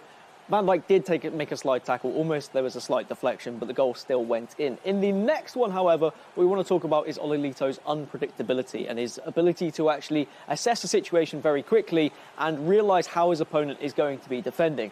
When you're in this position as a defender, you're naturally going to be looking at Rashford making a pass towards Son up there, and then there's another pass for the runner coming through the middle. You want to stop that in some way, so you're going to shift your body weight of your defender on the goal side of the striker to ensure that it can't be played through. Oli Lito knows that, so he knows this is a great chance to try and run past the defender. He utilises the directional nutmeg, shifts his body weight, gets that injection of speed, and it's an easy finish from there. And it's all about the mind games with Oli Lito. It's all about what he did last. He knows what he did last. He knows what his opponent is expecting, and he knows how to be unpredictable with it. Like in that last goal we saw there, it's played into him. He has the perfect angle for the directional nutmeg. but the player that he's going up against is thinking, there's obvious runs that I have to cover. He just creates so many decisions for defenders to have to deal with. It's so tough to play against him. And what impressed me most about Oli Lito is his decision-making of when to shoot. On the edge of the box, he's more than happy to take shots from distance. Some players, they're reluctant to because they want to up their percentages. Oli Lito knows when he can shoot. He does shoot, and I've been very impressed. Yeah, amazing stuff from Oli Lito, obviously going into our final. And to preview our final now, we're going to go over to Richard and Brandon to have a look. Cheers, Mark and Dan. Again, brilliant analysis there of Oli Lito. It's the no reason why he's in a grand final. We're going to take a minute to have a little look at the preview of this cross-console final. Let's kick off with Shells first and foremost, Richard. Talk to me about this man's journey in the Premier League. It's been a wild journey for him to get to this console final. Yeah, it certainly has. It's been remarkable. We're going to look back at all of his games up to this point right now. This was the match against Mark Marley earlier on today. It was plain sailing in the end. Mistake at the back. Mitch Haywood will not want to see that one again. That put Shells 1-0 up, and I love seeing the emotion after every single goal that Shells scores. That's put him 2-0 up. Mo Salah, one of his favourites in the attacking third. Mitch Haywood off the post. That would have levelled it up going into leg number 2. However, in leg number 2, last minute drama from Shells to send us into extra time. Huge roar from the Man City man. And in extra time, well, there was only one winner, and it was Shells. Huge goal, huge reaction, and I cannot wait to see what lies in store in the cross-console final. Yeah, and he came out as well and said that he's always maybe felt the pressure in tournaments and, you know, sometimes feels like he's got that pressure on his back, but the way that Manchester City esports have gone about their business, you know, psychologists on their books helping their pros in Ryan and Shells, and he just said, I just feel more confident in the way I'm playing, and it's great to see Shells, someone that's been in this scene for so long. On the flip side, though, Oli Lito, the man that is full of confidence. He's 5th in Europe right now on the Xbox. I mean, we'll have a look at his run in the tournament, because what a run it has been, and what a story it has been for the Swede. I mean, we'll look back at his knockout run. He came into today's tournament up against Arsenal. We started this leg so well. We actually won leg 1, 3-0. It was Marcus Rashford, believe it or not, who has been scoring all of his goals. Leg 2, I mean, at times Arsenal did come back fighting. Oli Lito started the game in the perfect way. Marcus Rashford, again, he must have a counter on the amount of goals he has been scoring. And then the game that we just watched and we just witnessed right now, Marcus Rashford 1, Marcus Rashford number 2, and very quickly after, it was Marcus Rashford number 3. Directional nutmeg into the pocket of space. That made it 3-0, and by that point, it was a mountain to climb for Diogo. Yeah, it certainly was. No real way back into the game for Diogo. You're seeing two very different reactions. Shells a lot more passionate, a lot more sort of energetic. Oli Lito, all smiles. He's had nothing to worry about. I mean, he's going to have something to worry about now, because this is going to be in a ridiculous cross-console final. We play a game on the Xbox, we play a game on the PlayStation. Winner is the Premier League champion and picks up £20,000. That game coming up very, very soon. But before that, we're going to pass it back down to Joe and Kyle to preview that big game. I am very, very nervous, just sat here. So what are they thinking at home? They must be nervous themselves. They must be nervous indeed. It's all attention turning to the grand final right now. We will be watching the Xbox side of things first. Yes, Shells representing Manchester City, Oli Lito representing Leeds in our grand final. You do not want to miss this one. Make sure you join us after this short break.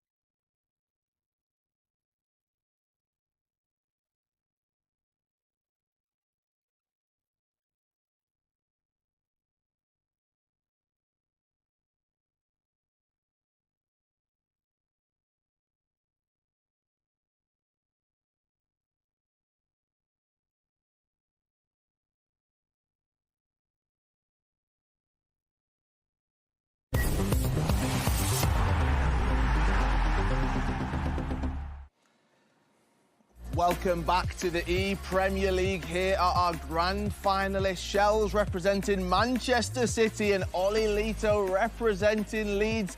This is how much it means to those competitors making it through to that grand final right there. And I mean, Joe, what an exciting day it has been already. And we're at the business end of it. We're going to find our EPL champion. Yeah, exactly. We're going to have a look at the bracket now then. Manchester City, Shell's just been imperious all day, really, going through against Leicester, Brighton, Sheffield United, and finding himself in this cross-console grand final. And he'll be facing Ollie Lito, who is just on fire right now. Can he be stopped? I don't know. As a Manchester City fan, I hope so, but he just looks so good. He sits currently top of the standings of the FIFA Global Series ranking, so he's had a great season so far. He was one of the favourites. We all expected him to go far. Here he is in the grand final as well.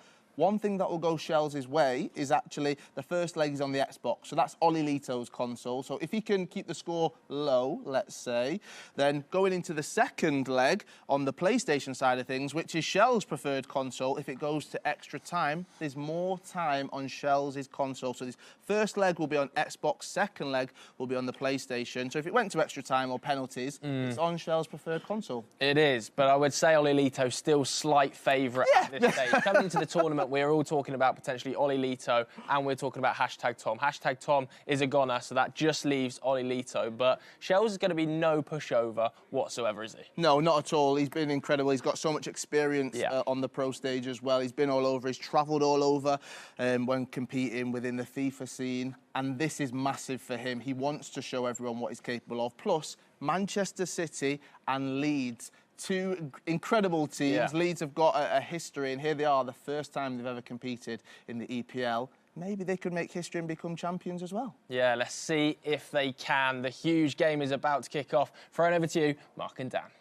Well, this is the moment that everybody has been waiting for. All of these competitors have been battling out, not just over the last few days, but over the last few months, Dan. Firstly, for the opportunity to represent a Premier League club, and now fighting their way through all of these different teams, all these different competitors. We have our final two players. It's Leeds United and Ollie Lito against Manchester City and Shells. And I remember when we commentated the Leeds playoffs and we saw Ollie Lito storm through that bracket, and we said to Leeds fans, you have a winner on your hands here. You have someone who could lift that trophy. But now, Man City Shells is the only man that stands in the way of that. And after all of Man City's dominance in the Premier League this season, maybe they can do the same here on the virtual pitch. Well, here we go. The ePremier League Grand Final is underway, and it will be Leeds initially, who are on the attack. Ollie Lito, who has been so good in every single facet of his game, is immediately in on goal and immediately finds the back of the net. Ollie Lito continuing his run of form. Ollie Lito not even allowing Shells to have a thought process in the early stages of this game. A fantastic fake shot, shifting it onto Son's left foot. The five-star week forever present with Son. And Shells going to have to come from behind already now. That is not going to be good for your mentality, but for Ollie Lito, he's been doing this all tournament long, Mark. Early goals, dominating his opponents. And now the question for Shells is, having had to come from behind numerous times in this competition, can he do it again? We know that he's got the ability in the locker. It's a different ask when you're going up against a player like Leeds' Ollie Lito, who has been, like you said, in such fantastic form. It is worth noting that this first leg is on the Xbox, as mentioned by Kyle Walker on the desk. So this is in favour of Ollie Lito. Shells just really needs to keep a close scoreline here, so that when it goes to the second leg on PlayStation, arguably he would have the advantage. You might ask why he has an advantage. It's mainly down to preference of controller and what you're used to, specifically those analog sticks. A little bit of a setback for Manchester City at the start of this one for Shells, but as I previously mentioned, you only have to look back to previous rounds and how he managed to find last gasp winners. And maybe he's looking to do again now. Rashford in on goal! Oh, goalkeeper movement saves Ollie Lito. Made himself big, but just that little shift from the left to the right is what kept that clean sheet intact. It's a very subtle amount of goalkeeper movement, but it's enough, and it's quick thinking from Ollie Lito. Not allowing Shells to take the initiative with the shot, instead forcing him to direct it right to the goal. Salah gets it on that right foot. Oh, it's beautiful! It was the left foot indeed that managed to find the back of the net. And Salah, who had wasted a few chances for Shells in previous games in this tournament, ties it up, and that will settle the nerves. And I think that's what's important for Shells. When he is playing that through ball to Salah, needs to be hitting it on his left foot, strike it across goal, and just dominate when he gets in those situations. Now straight up the other end, Adama Traore did well to get his body in the way of Son, who was looking to burst past him with that directional nutmeg. Much similar to one of those goals we broke down just a few moments ago. Oli Lito really does have just a perfect understanding of every single mechanical facet of this game. But Shells has demonstrated that he also knows how to get in behind that defence. He can utilise that skill set as well. And he's not going to go down without a fight here. He's not going to simply roll over and show his belly to Oli Lito, who got the first goal. And now Shells on the attack. He does look dangerous every time he's on the ball. It's going to be a really hard-fought game, this one. You can tell by just how both players are streaming forward mechanically at the top of their game.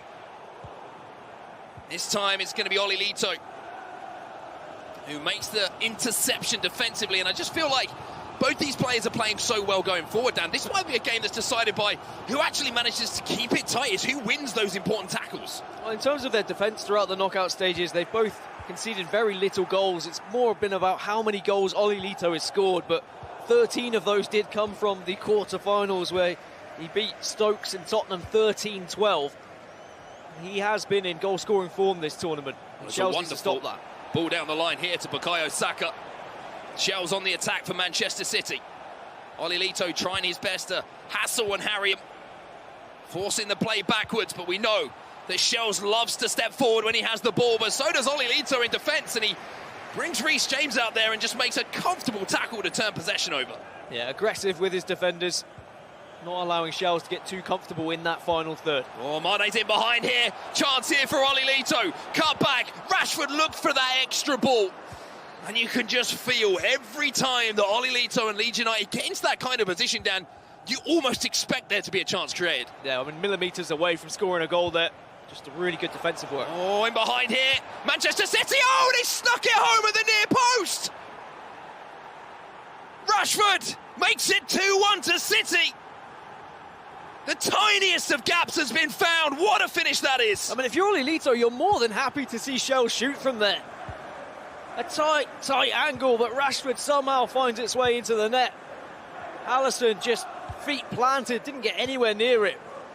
And Man City now have the lead, and I think this is the first time we've seen Oli Lito behind throughout the entire knockout stages. Well, questions for Oli Lito. Like you mentioned, his preferred console this first leg as well, but at the moment, Manchester City's Shells is looking imperious on the virtual pitch, as he now attacks with Sadio Mane. And I'll be honest with you, Oli Lito, he's looking at 6 and 7s at the back at the moment. Here's Mo Salah, onto that left foot again, tries to turn away from his man. Kevin De Bruyne now,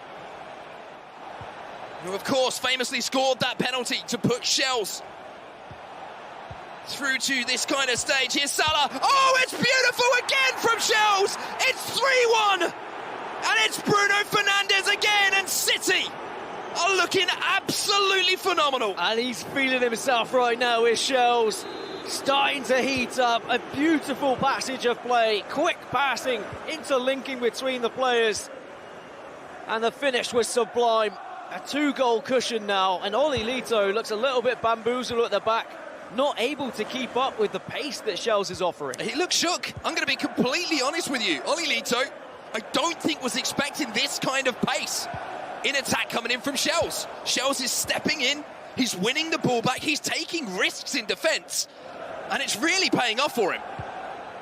Has one last chance here, but Zinchenko steps in, and the referee will probably step in and blow the half-time whistle, which he does. Well, what an explosive first half of this first leg it's been from Shells on his unfamiliar console of Xbox, but you wouldn't think it after that performance. Oli Lito with just the one shot, one goal, but he's 3-1 down. Take a look at the highlights as well. It was Oli Lito who did take the lead. Got a little bit fortunate to get the ball initially, but just a beautiful first-time fake shot and finished off by Heung-min Son. But this was vital, I think, for Shells, for City, for confidence, for mentality, all the things he's talked about himself. Well, when you look at the previous rounds for Oli Lito, he went 3-0 up against Healy, he then went 3-0 up against Diogo and Chelsea.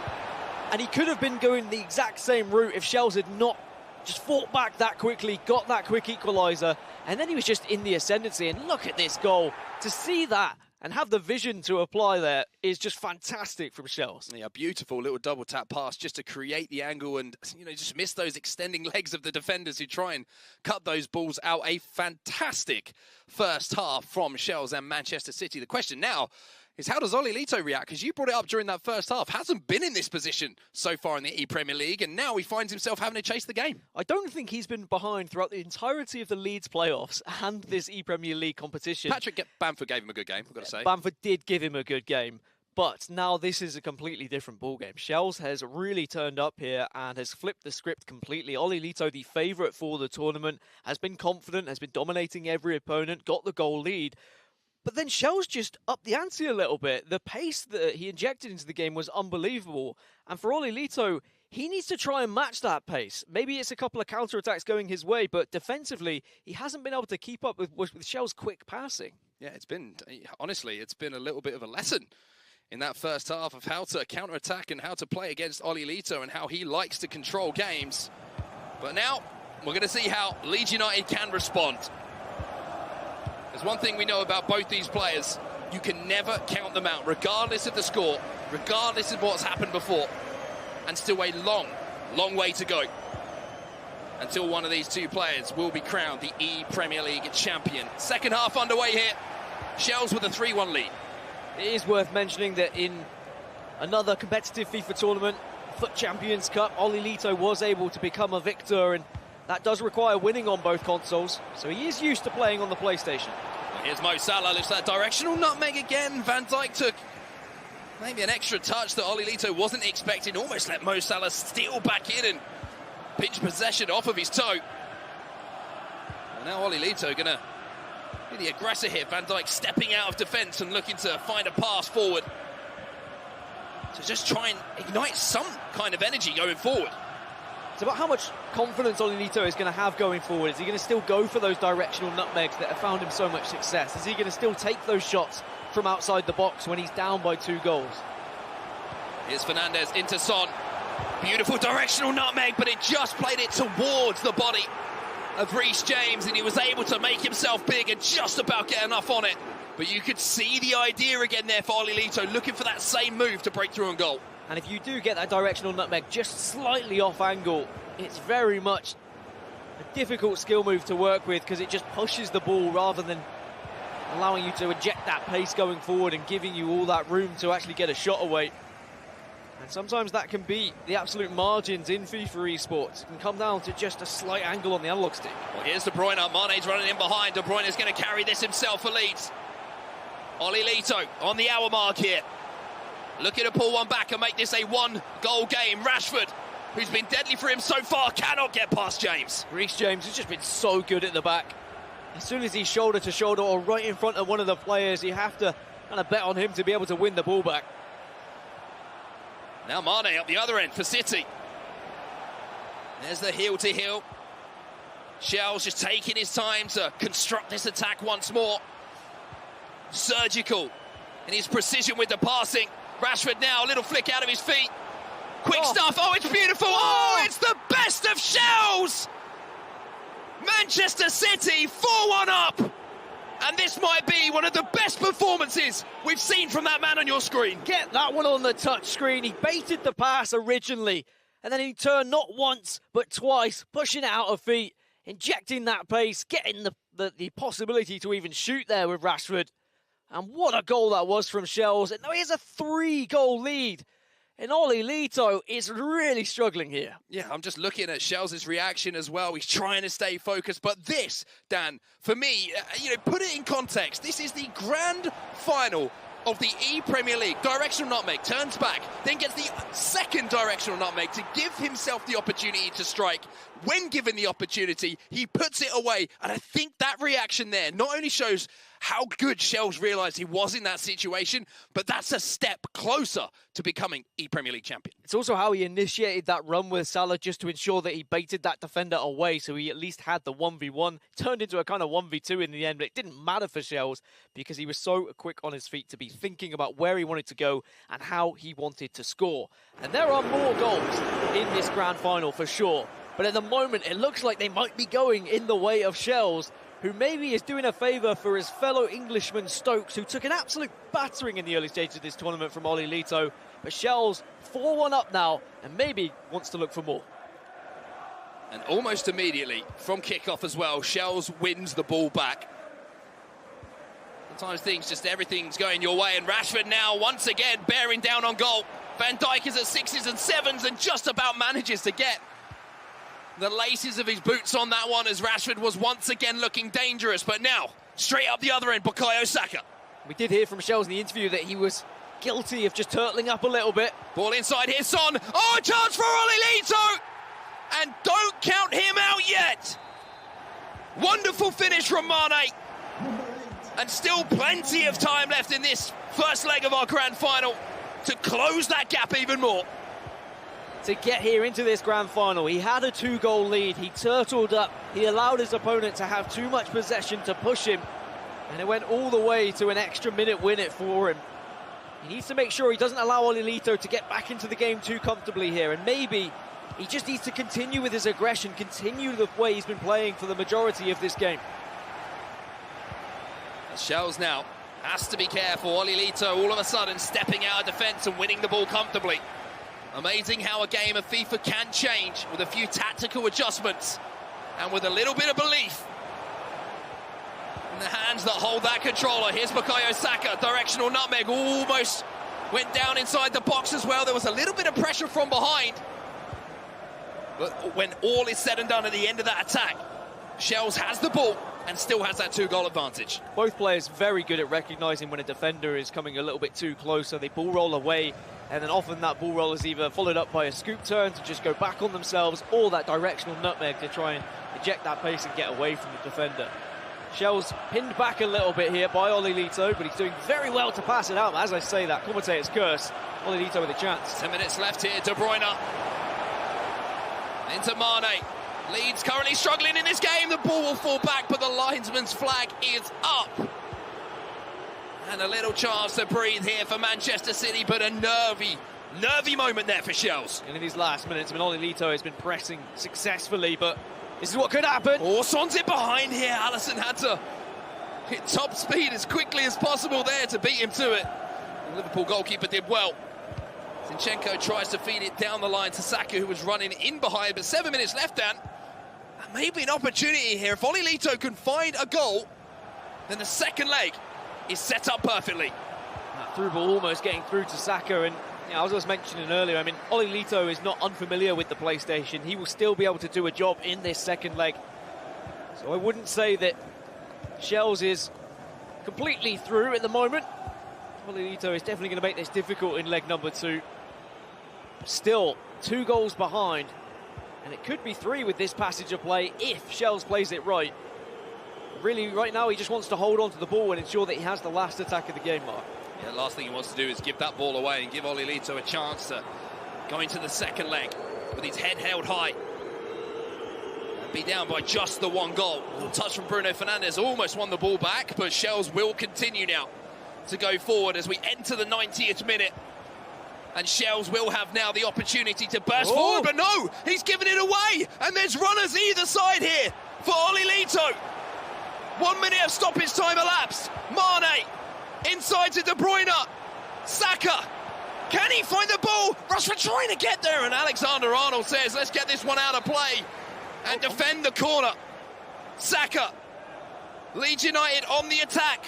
Final kick of this first leg inside the box now. Mane almost gets a bit of luck. He does get a bit of luck, and Pope makes another save, another corner. Referee just reluctant to blow the whistle. Surely now he blows it, which he will. Wow. Dangerous moments in the final stages for Shells, but he's able to stop the bombardment from Ollie Lito, and it all came from just giving the ball away when he's trying to hold on to it, may I add.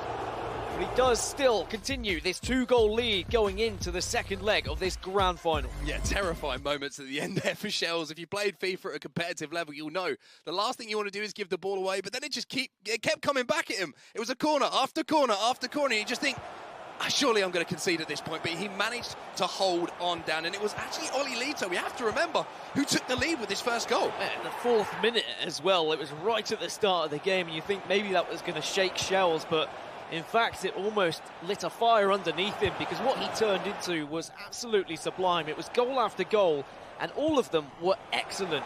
There was either a through ball, there was either a skill move, and even just deciding to shoot from there. A lot of players probably wouldn't have tried that shot from that angle, but Shells really on top of his game right now. Yeah, that pass there from Mo Salah, the great vision from Shells to see the run, not only see it, to execute as well. We always talk about seeing and having an idea and then execution, but that goal from Shells, if you want to know what it's like to be on top of your game as a FIFA pro, then that is the perfect example of it. To have the mechanical skill to do it, as well as the decision-making to go for it and wonder where your opponent's going to be defending against you. There was a moment of hope, though, for Ollie Lito in the 70th minute to give him a second goal, and you could see he was just trying to pump himself up a little bit there because he knew that he needed to get himself back into this game. 4-2, though, this one is close. I mean, 4-2 sounds very different to 4-1. I know that sounds like an obvious thing to say, but especially in FIFA esports, 2 goals can be overturned very, very quickly, especially with a player like Ollie Lito. And we saw him creating chances towards the end of the game as well, Dan, keeping that pressure on.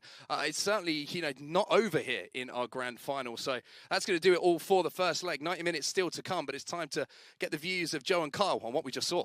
Yeah, I mean, what a performance from Shells that is, and we still have the PlayStation leg to come for him as well, so he is going to be absolutely buzzing. We'll bring you that PlayStation leg after this very short break. Don't go anywhere. We've got a second leg coming your way just now.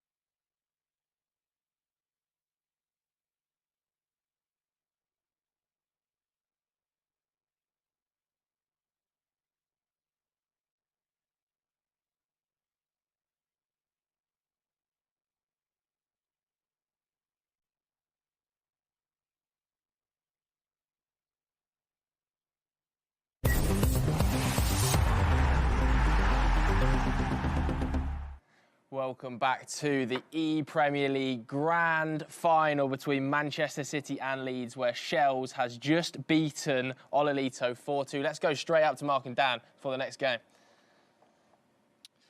We are ready to go, and we are getting straight into the next game. Dan, 90 minutes already gone. You can see the aggregate score in the top left-hand side of your screen. What a performance it was from Manchester City Shells in that first leg, finding 4 goals against Olilito, who's looked invincible so far this tournament. Doing it on the Xbox leg as well, may I add, which is Olilito's home console, but now we shift over to PS4. Salah inside the box. Close dribbling again from Shells. Saka plays that one back. Fernandez steps in here for Olilito, and I really feel like the first 20 minutes or so in this second leg are vital for Olilito. Needs to find some control.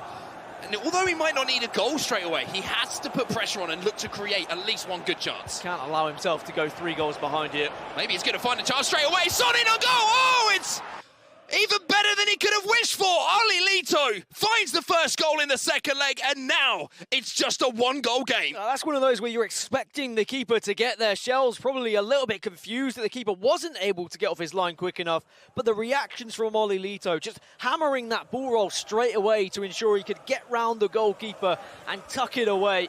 It was a fantastic through ball. Great spot to see Son making that run. And just look at that ball roll, absolute perfection. Yeah, perfect weight on the pass, perfect ball roll, and look at the reaction of Olilito as well. Belief now flowing through the veins of the Leeds United representative. And I said how important this first 20 minutes would be for Olilito. Well, that goal, absolutely massive. Well, that's not only going to give him confidence going into the rest of this leg, but it's also going to put questions in the mind of Shells, just planting that seed of doubt in the back of his head of, well, what happens if I do throw this one away? I know how good Olilito is. I know how many goals he's scored already in this tournament. But we need to see the same Shells that we saw respond to the early goal in the first leg from Olilito. He needs to up the pace yet again, have some of those quick passing moves up front. Well, for City fans, not the start you would have wanted. For Leeds fans, Olilito has found a way back into the game for you. But for the neutral, and for everyone who's enjoyed the ePremier League so far, that's everything you could have possibly wanted to just light the fire back under this grand final. 1 goal between the 2 players. And it's Olilito now who's stepping forward again. Good tackle by Kevin De Bruyne. Yeah, good work from Shells there. Just jockeying with Kevin De Bruyne and then making the run back to try and cut that pass in lane. He did it very successfully. Just watching the pattern of play from Olilito and recognising where he wanted to go with the ball. But that is a little bit of a mistake. That will allow maybe a counter-attack for Olilito here. Yeah, that was a little bit reckless there from Shells. And one thing you can't do is make mistakes. The pace of Adama Traore on display there to cut out that through ball, but scary moments. See how Olilito's trying to puncture this defence from Shells. It is the 1-2, the through ball. And maybe Shells could do the same thing going up the other end. It goes outside here to Bukayo Saka, trying to attack the 18-yard box. The future start. He's all the way back here to Adama Traore. That's an indication of Shells looking after possession, but also good defence here coming in from Olilito, who steps in with Reece James and immediately tries to put the pressure on and launch a counter-attack of his own. Obviously a lot of pride on the line for both of these players. What a story it would be if Leeds United were to win the ePremier League after, of course, their first season back in the Premier League for quite some time. De Bruyne gave the ball away there, and Mane is now taking advantage of it, and Olilito tries to go back inside. Van Dijk has to stretch and use every single inch of his frame to get there. And straight up the other end now, having managed to cut that ball out. Shells on the attack. On the attack, but needs to plan accordingly. He's got a Virgil van Dijk in the way, so he tactically will recycle, go back. There are a lot of white shirts that he's got to get through. Stepping out again with Reece James now tracking that run, Olilito, but it's Mane stepping forward, finds the ball through to Mo Salah, who restores the 2-goal advantage here for Man City. And now you can see Shells not getting carried away with things. He's already let Olilito back into this game, and with that goal, won't want to do so again. There was a couple of fluffed moments in the PS4 final, the PlayStation final for Shells and Mo Salah, but he certainly redeemed himself for his late goal in that final, and the goals he's been able to both score and assist in this grand final. Salah's away again now, trying to turn away from the attentions of Olilito, gets inside one man. Fires the ball back to Bukayo Saka, the wing-back. De Bruyne now. Partey back doing some defensive work, and now Oli Lito might have the chance to launch a counter-attack of his own. Probably go for another through ball. A couple of 1-2s and see if he can find this ball. Again, you can see the runs being made, but De Bruyne manages to intercept, but Shells was doing very well to track those runs, especially with Adama Traore. That's why Traore is at the back. He's just got so much pace, and he can contest the likes of Son, the likes of Rashford trying to run through.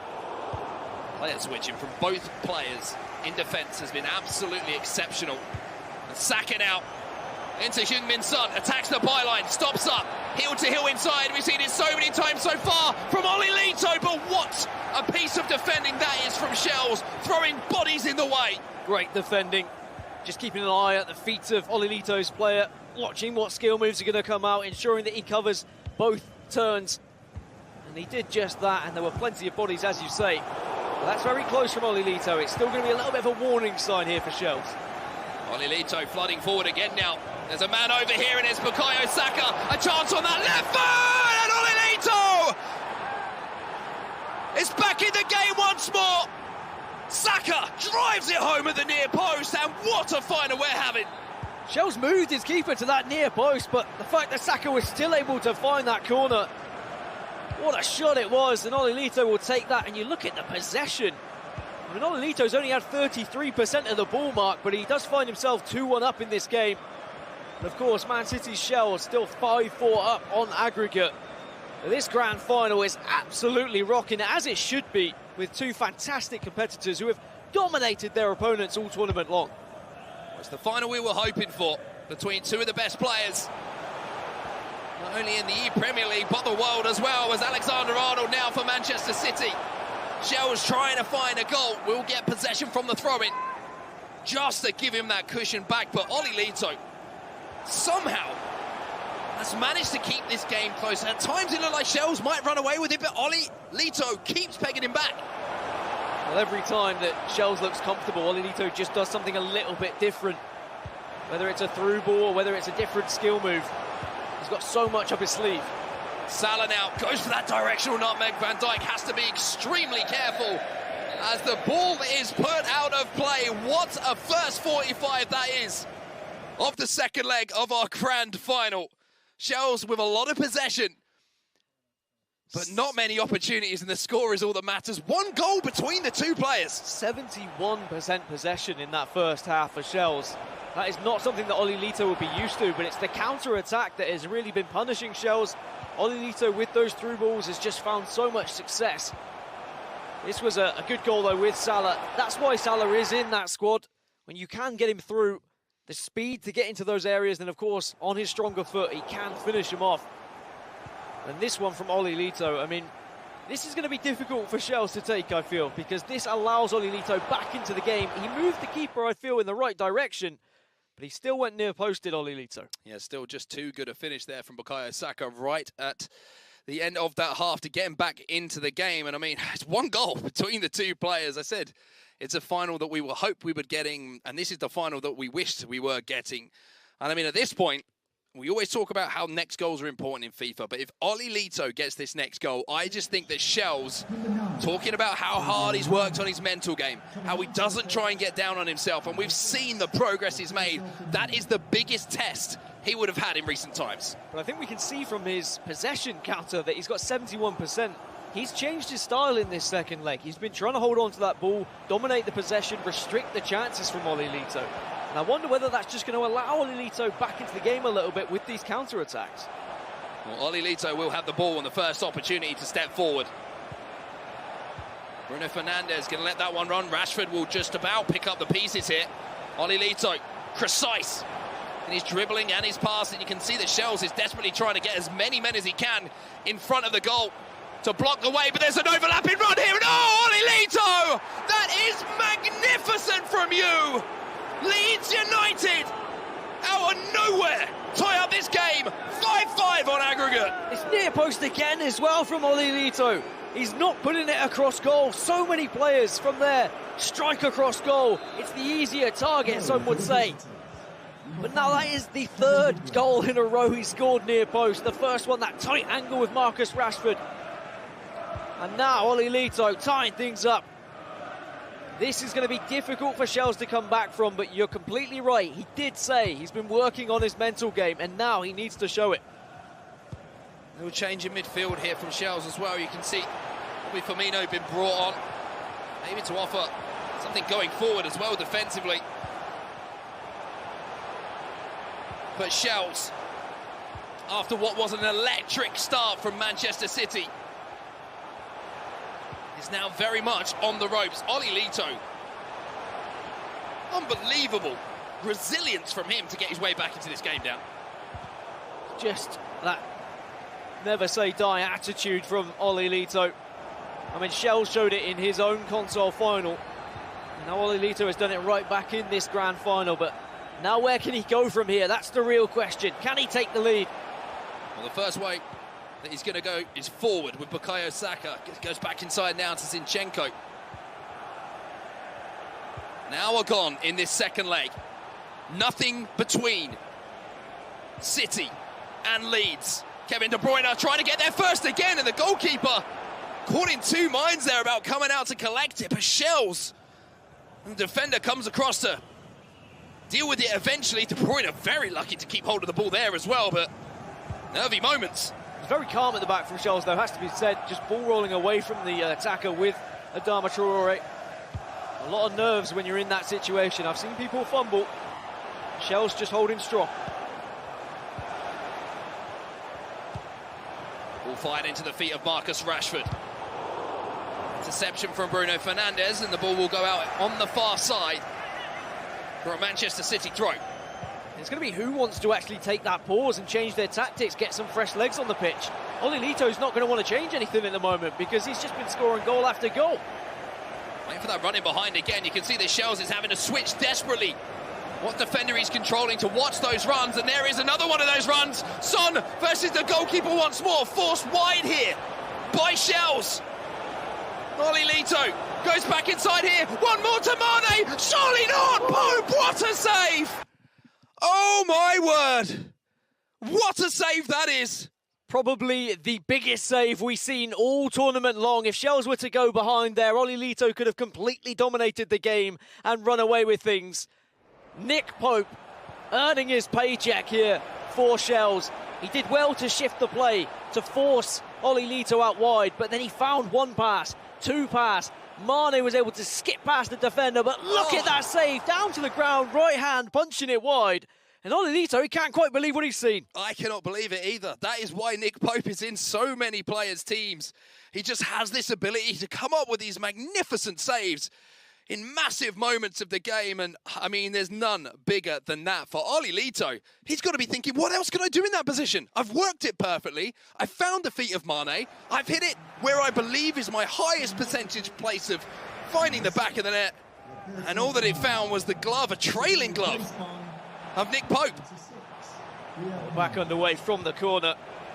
Can we see Ollie Lito create a similar chance here, but this time beat the Burnley man?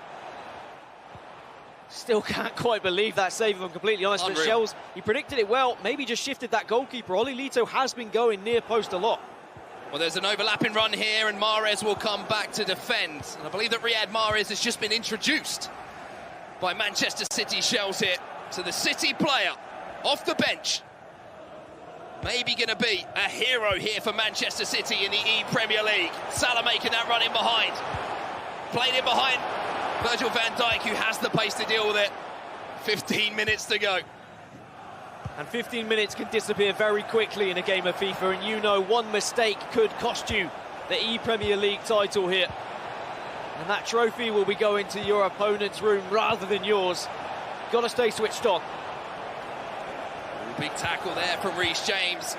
He gets that one wrong, and so much space opens up in front of the defence of Manchester City Shells, but he got it right, and you have to get it right. In these moments, you have to be perfect, and contact there from Van Dijk just stopped that run. That's why Van Dijk's there, just such a wall. You pair him with the pace of the likes of Reece James, Kyle Walker, and he will always do a job. But now one of these through balls, all you need is it to skip past the defender and suddenly you're through on goal. But then you've got to beat Nick Pope. It's whether Ollie Lito will rue that missed chance. There's a wrestling match going on there between Kevin De Bruyne and Fernandes. Fernandes came out on top, and now here is Riyad Mahrez. Can he be the superstar from the substitutes bench? Oh, a shot cancelled from Salah. Has he done too much here, Shells? Is he looking to walk this one in the net? Zinchenko with the tackle. Shells will pick up the pieces here with Salah. Rashford, massive opportunity. Rashford again not pulling the trigger. Ollie Lito just trying to hold on to the ball, defending so successfully there, watching every run, jockeying another through balls here. Oh, Van Dijk had to get there, and he did get there. But this game is built on small margins, and at both ends. Opportunities for both players, but now, as we approach the 90th minute of the ePremier League final, it's Manchester City coming forward. Shells gets dispossessed, and now Ollie Lito can go. Shells tries to bring the man down, but Ollie Lito's still going to have possession here. The last attack of the game is going to go to Leeds United. Otherwise, we're going to extra time. Where is that assistant pointing the flag? It's a Man City throw-in. I don't know if there's any time here. It looks like extra time is going to be where we're heading. Wow. What a grand final we have unfolding in front of us. Absolutely incredible from both of these players, representing both of their clubs to the highest standards. That man on your screen, though, Ollie Lito, the comeback to send us to extra time with that 3-1 win in the second leg. Absolutely unbelievable. But I mean, I love watching FIFA esports in general, but when you have two players who just seem to find the pinnacle of their game and they match in a match of this kind of magnitude, it's just fascinating to watch. And when you know you're going up against a player who is this good, you start to overthink things. Sometimes you overplay things. I think we saw that with Shells in those final moments. Salah had the chance to shoot a cross goal or go near post. He went for the shot cancel. It looked like maybe it was going to be enough, but it was pass after pass. And Ollie Lito, the mental strength to check all of those passes, to be able to track all of it at the same time, was absolutely fantastic. I mean, these were the stats from that second leg as well. You can see that Ollie Lito, 3 goals from 5 shots that he did have. Didn't have much possession once again, but it's the way that he's set up, Dan. With the counter-attack, he usually has those 3 men just waiting forward to fire into and then look for those balls in behind. So Shells has to be so careful as we're back underway now in our grand final in extra time. 30 minutes of in-game FIFA to try and find a goal to become the ePremier League champion, to secure £20,000 as the winner. Honestly, it's difficult to predict which way this is going to go because both players going forward have offered so much. Certainly going to be an explosive ending. Shells with the first opportunity here at extra time to go forward then. Son. Bruno Fernandes goes out wide to Mo Salah. Maybe thinking back on that opportunity that he did have, but you've got to get those thoughts out of the back of your head. As Ollie Lito once again somehow manages to win the ball back, and now waiting for that overlapping run again. That ball out wide is somehow going to be rescued by Heung-min Son. He's so dangerous with these through balls as Ollie Lito. He picks them out every single time. Shell's really struggling to track them. Saka's in here. Ball roll from the Arsenal man. Skips past one. Salah! Oh, it's magnificent! Ollie Lito with the quickest of feet. Bukayo Saka dancing inside the 18 box and then finds the pass as well. And Salah gives Leeds the lead. And Ollie Lito, I mean, the man just doesn't know how to quit. And when we get another look at this one, he sees the run from Saka. Shell's desperately trying to track it. He goes right, then left, a little shimmy, and then Salah with acres of space. And Nick Pope not getting anywhere near that one. And look at that passion from Ollie Lito. He can almost taste that ePremier League trophy. I mean, you can see what that means to Ollie Lito. You know how important that goal is. Usually so calm, so composed, even when he's leading, even when he scores these last-minute goals. But in this circumstance, in the grand final, in extra time, having come from behind by such a huge margin, he knows That could be the goal that gives him the trophy. But now he just needs to ensure he stays on top of his game. If he just offers too much possession to Shells here, turtles back, and gives the opportunity for Shells to attack after attack after attack, you gotta feel like Shells has another goal in him. He's throwing everything forward now. I'm sure we're gonna see 3 at the back. He's gonna push all these players upfield and look for that equaliser to potentially take this to a penalty shootout. But at the moment, it's looking like Leeds United are on their way, but there is still a good amount of time for Man City. Still time for City. And if this grand final has taught us anything, it's that there is likely to be another twist in the tail before the final whistle does go. And you can see, Shells, he knows he hasn't got much time to play with. He's gone for the 3-4-1-2, formation. He wants as many players to be running in behind for Oli Lito. Possession's everything now, though, Dan. If Shells loses possession, we know that Oli Lito is essentially going to be through on goal. It's about what Oli Lito does with that possession, though. Is he going to look for those through balls to try and kill this game off and win it with a 2-goal lead? Because if he does start playing the ball around, Shells is going to be on constant pressure. All those players are going to be flooding towards him, and it's very easy to make a mistake. Oli Lito cannot afford any mistakes now. And if Shells gets the opportunity to get inside that 18-yard box, can he fashion a chance? We're back underway now. Still time here for Shells.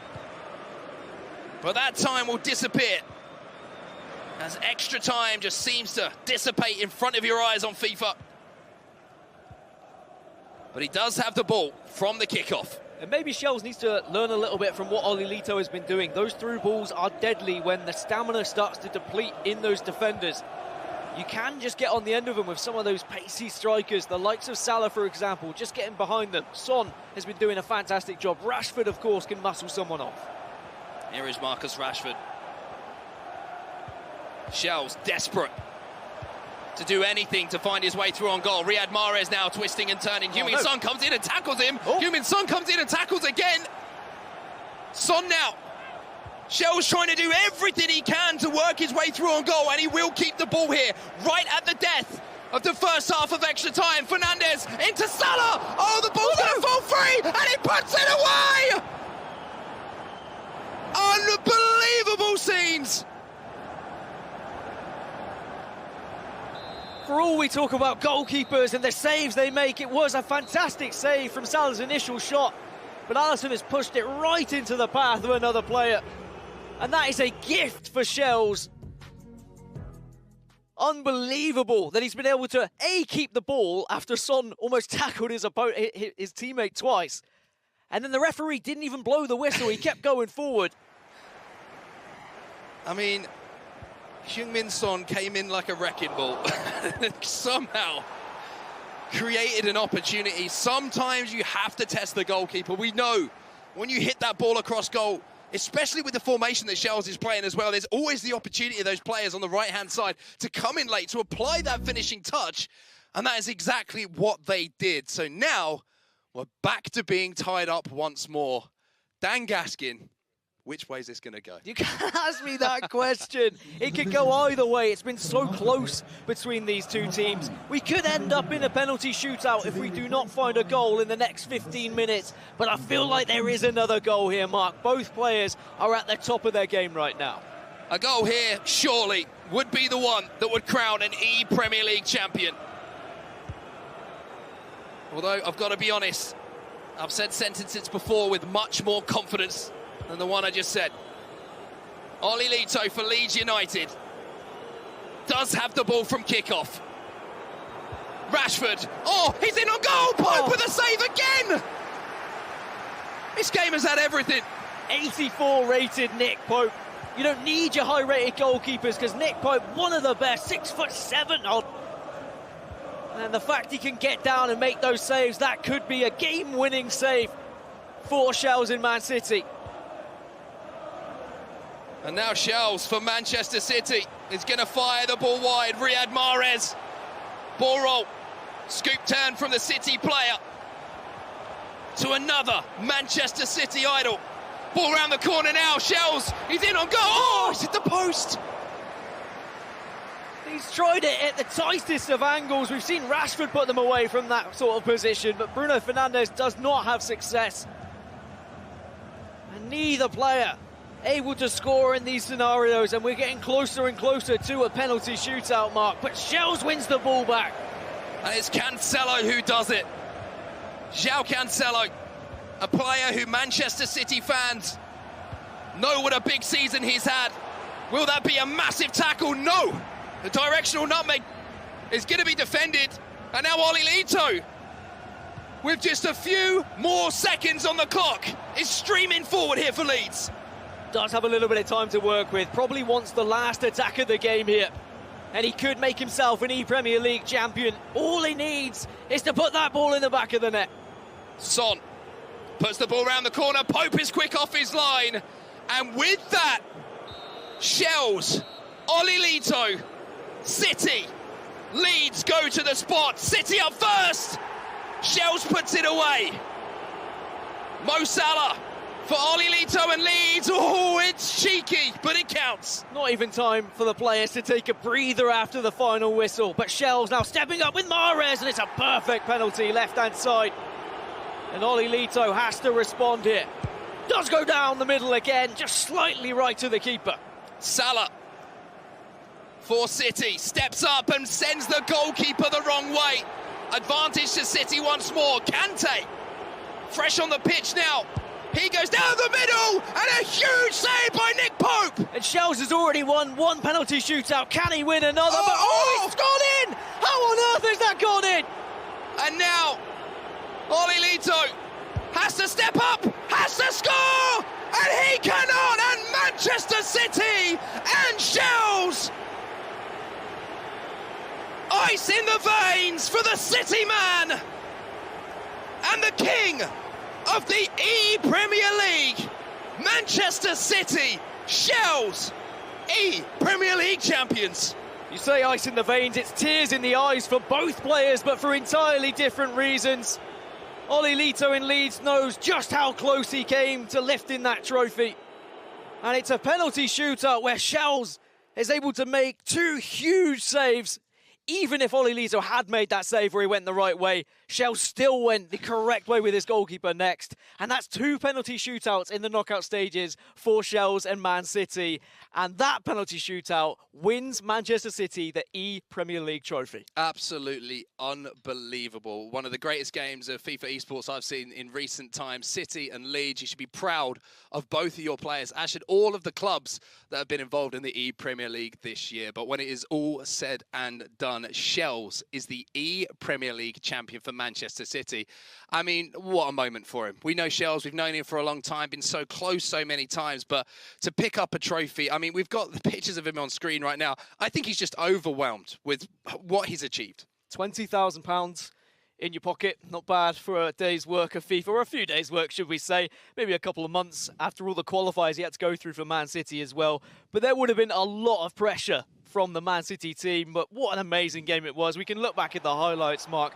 This grand final had everything, and these are the extra time highlights. I mean, from Oli Lito, an extra time, cool, calm, collected, beautiful dribbling to find that ball back inside, but Shells was not done. Look at the clock in the top left-hand side of your screen. This is in stoppage time at the end of the first half of extra time. Rashford managing to find that touch, and then we went to the spot, and Nick Pope, I think cannot be second-guessed. The man of the tournament for Shells and Manchester City. The massive saves that he made in that game cannot be understated. A lot of people say goalkeeper selection is not important in FIFA because they all have the same stats and they're all going to do the same thing. I think we've seen Nick Pope is the MVP. Some of the saves he made comparatively to what Alisson did, I mean, this tournament was unreal, Mark. Absolutely unreal. And one man who has been unreal is, of course, the winner, Shells. We're lucky enough to catch up with him now. Nicole has the opportunity to speak with him. Oh, what an incredible final that was. And we have our ePremier League champion, Shells. Shells, we saw how much that meant to you. I mean, we can see it on your face right now. Tell us, how does it feel? Words can't describe, honestly. My voice is gone. Like, I'm just to be able to call myself a champion. I'm just so happy right now. And this right here next to me, don't worry, I'm protecting it, is your trophy. You have won £20,000. How will you celebrate? What are you going to do right now? My parents are waiting in my room and jump on me, but like, I'm just so happy to once again. I think 4 years ago when I lost in the final, I've had that sour taste, and sometimes you need your luck. I definitely got some luck in that second leg. Pope was going to have a statue outside my club. He saved me a couple of times, but to finally call myself a champion is I just can't describe how I'm feeling right now. And what a game. I mean, we know how good Olilito is, and that was so close right at the end there. Talk us through it. Yeah, I mean, Olilito, he's number 5 in the world on Xbox for a reason. And coming into this tournament, I knew it was going to be tough. Like Tom, Mark, Marley, those guys was the favourites. Obviously, them falling down. Tom losing in the semi-final, had Mitch, who's obviously showed how good he is recently. But Olilito, I know it was going to be tough. I was playing on Xbox, as you can see, I conceded early. I was trying to get used to the controller a bit because obviously I'm not really used to playing on it. But I felt really good. And then I think I went 4-1 up. But then when he went to narrow, I kind of found it hard to contain him. He was countering me quite easy. I couldn't really create chances as well. But I just had to keep on going. And as you can see, I went back to 4-4-2 early on in the second half, in the second leg, just to have to start creating chances if I want to win the game. And I just started to get more comfortable in the sticks. And yeah, somehow got the victory, man. Well, Shells, thank you so much. Congratulations. You are our ePremier League champion. Go and celebrate. Well done. Thank you very much. Oh. Wow. Wow, absolutely unbelievable scenes. Manchester City going to win the Premier League in real life, and Shells doing them proud, doing Pep Guardiola proud, winning the Premier League as well. Manchester City fans all around the world absolutely buzzing. My phone is going wild right now. I can see it. It's incredible. What an amazing event it's been. It's been a brilliant 3 days here at the ePremier League, topped off with our champion Shells from Manchester City. Not does he just get £20,000, he's also got a place at the European playoffs, and he's got the trophy right there. Shells is our ePremier League champion. It's been incredible. Thank you to everyone that has watched us, and we will see you next year. Congratulations to Shells.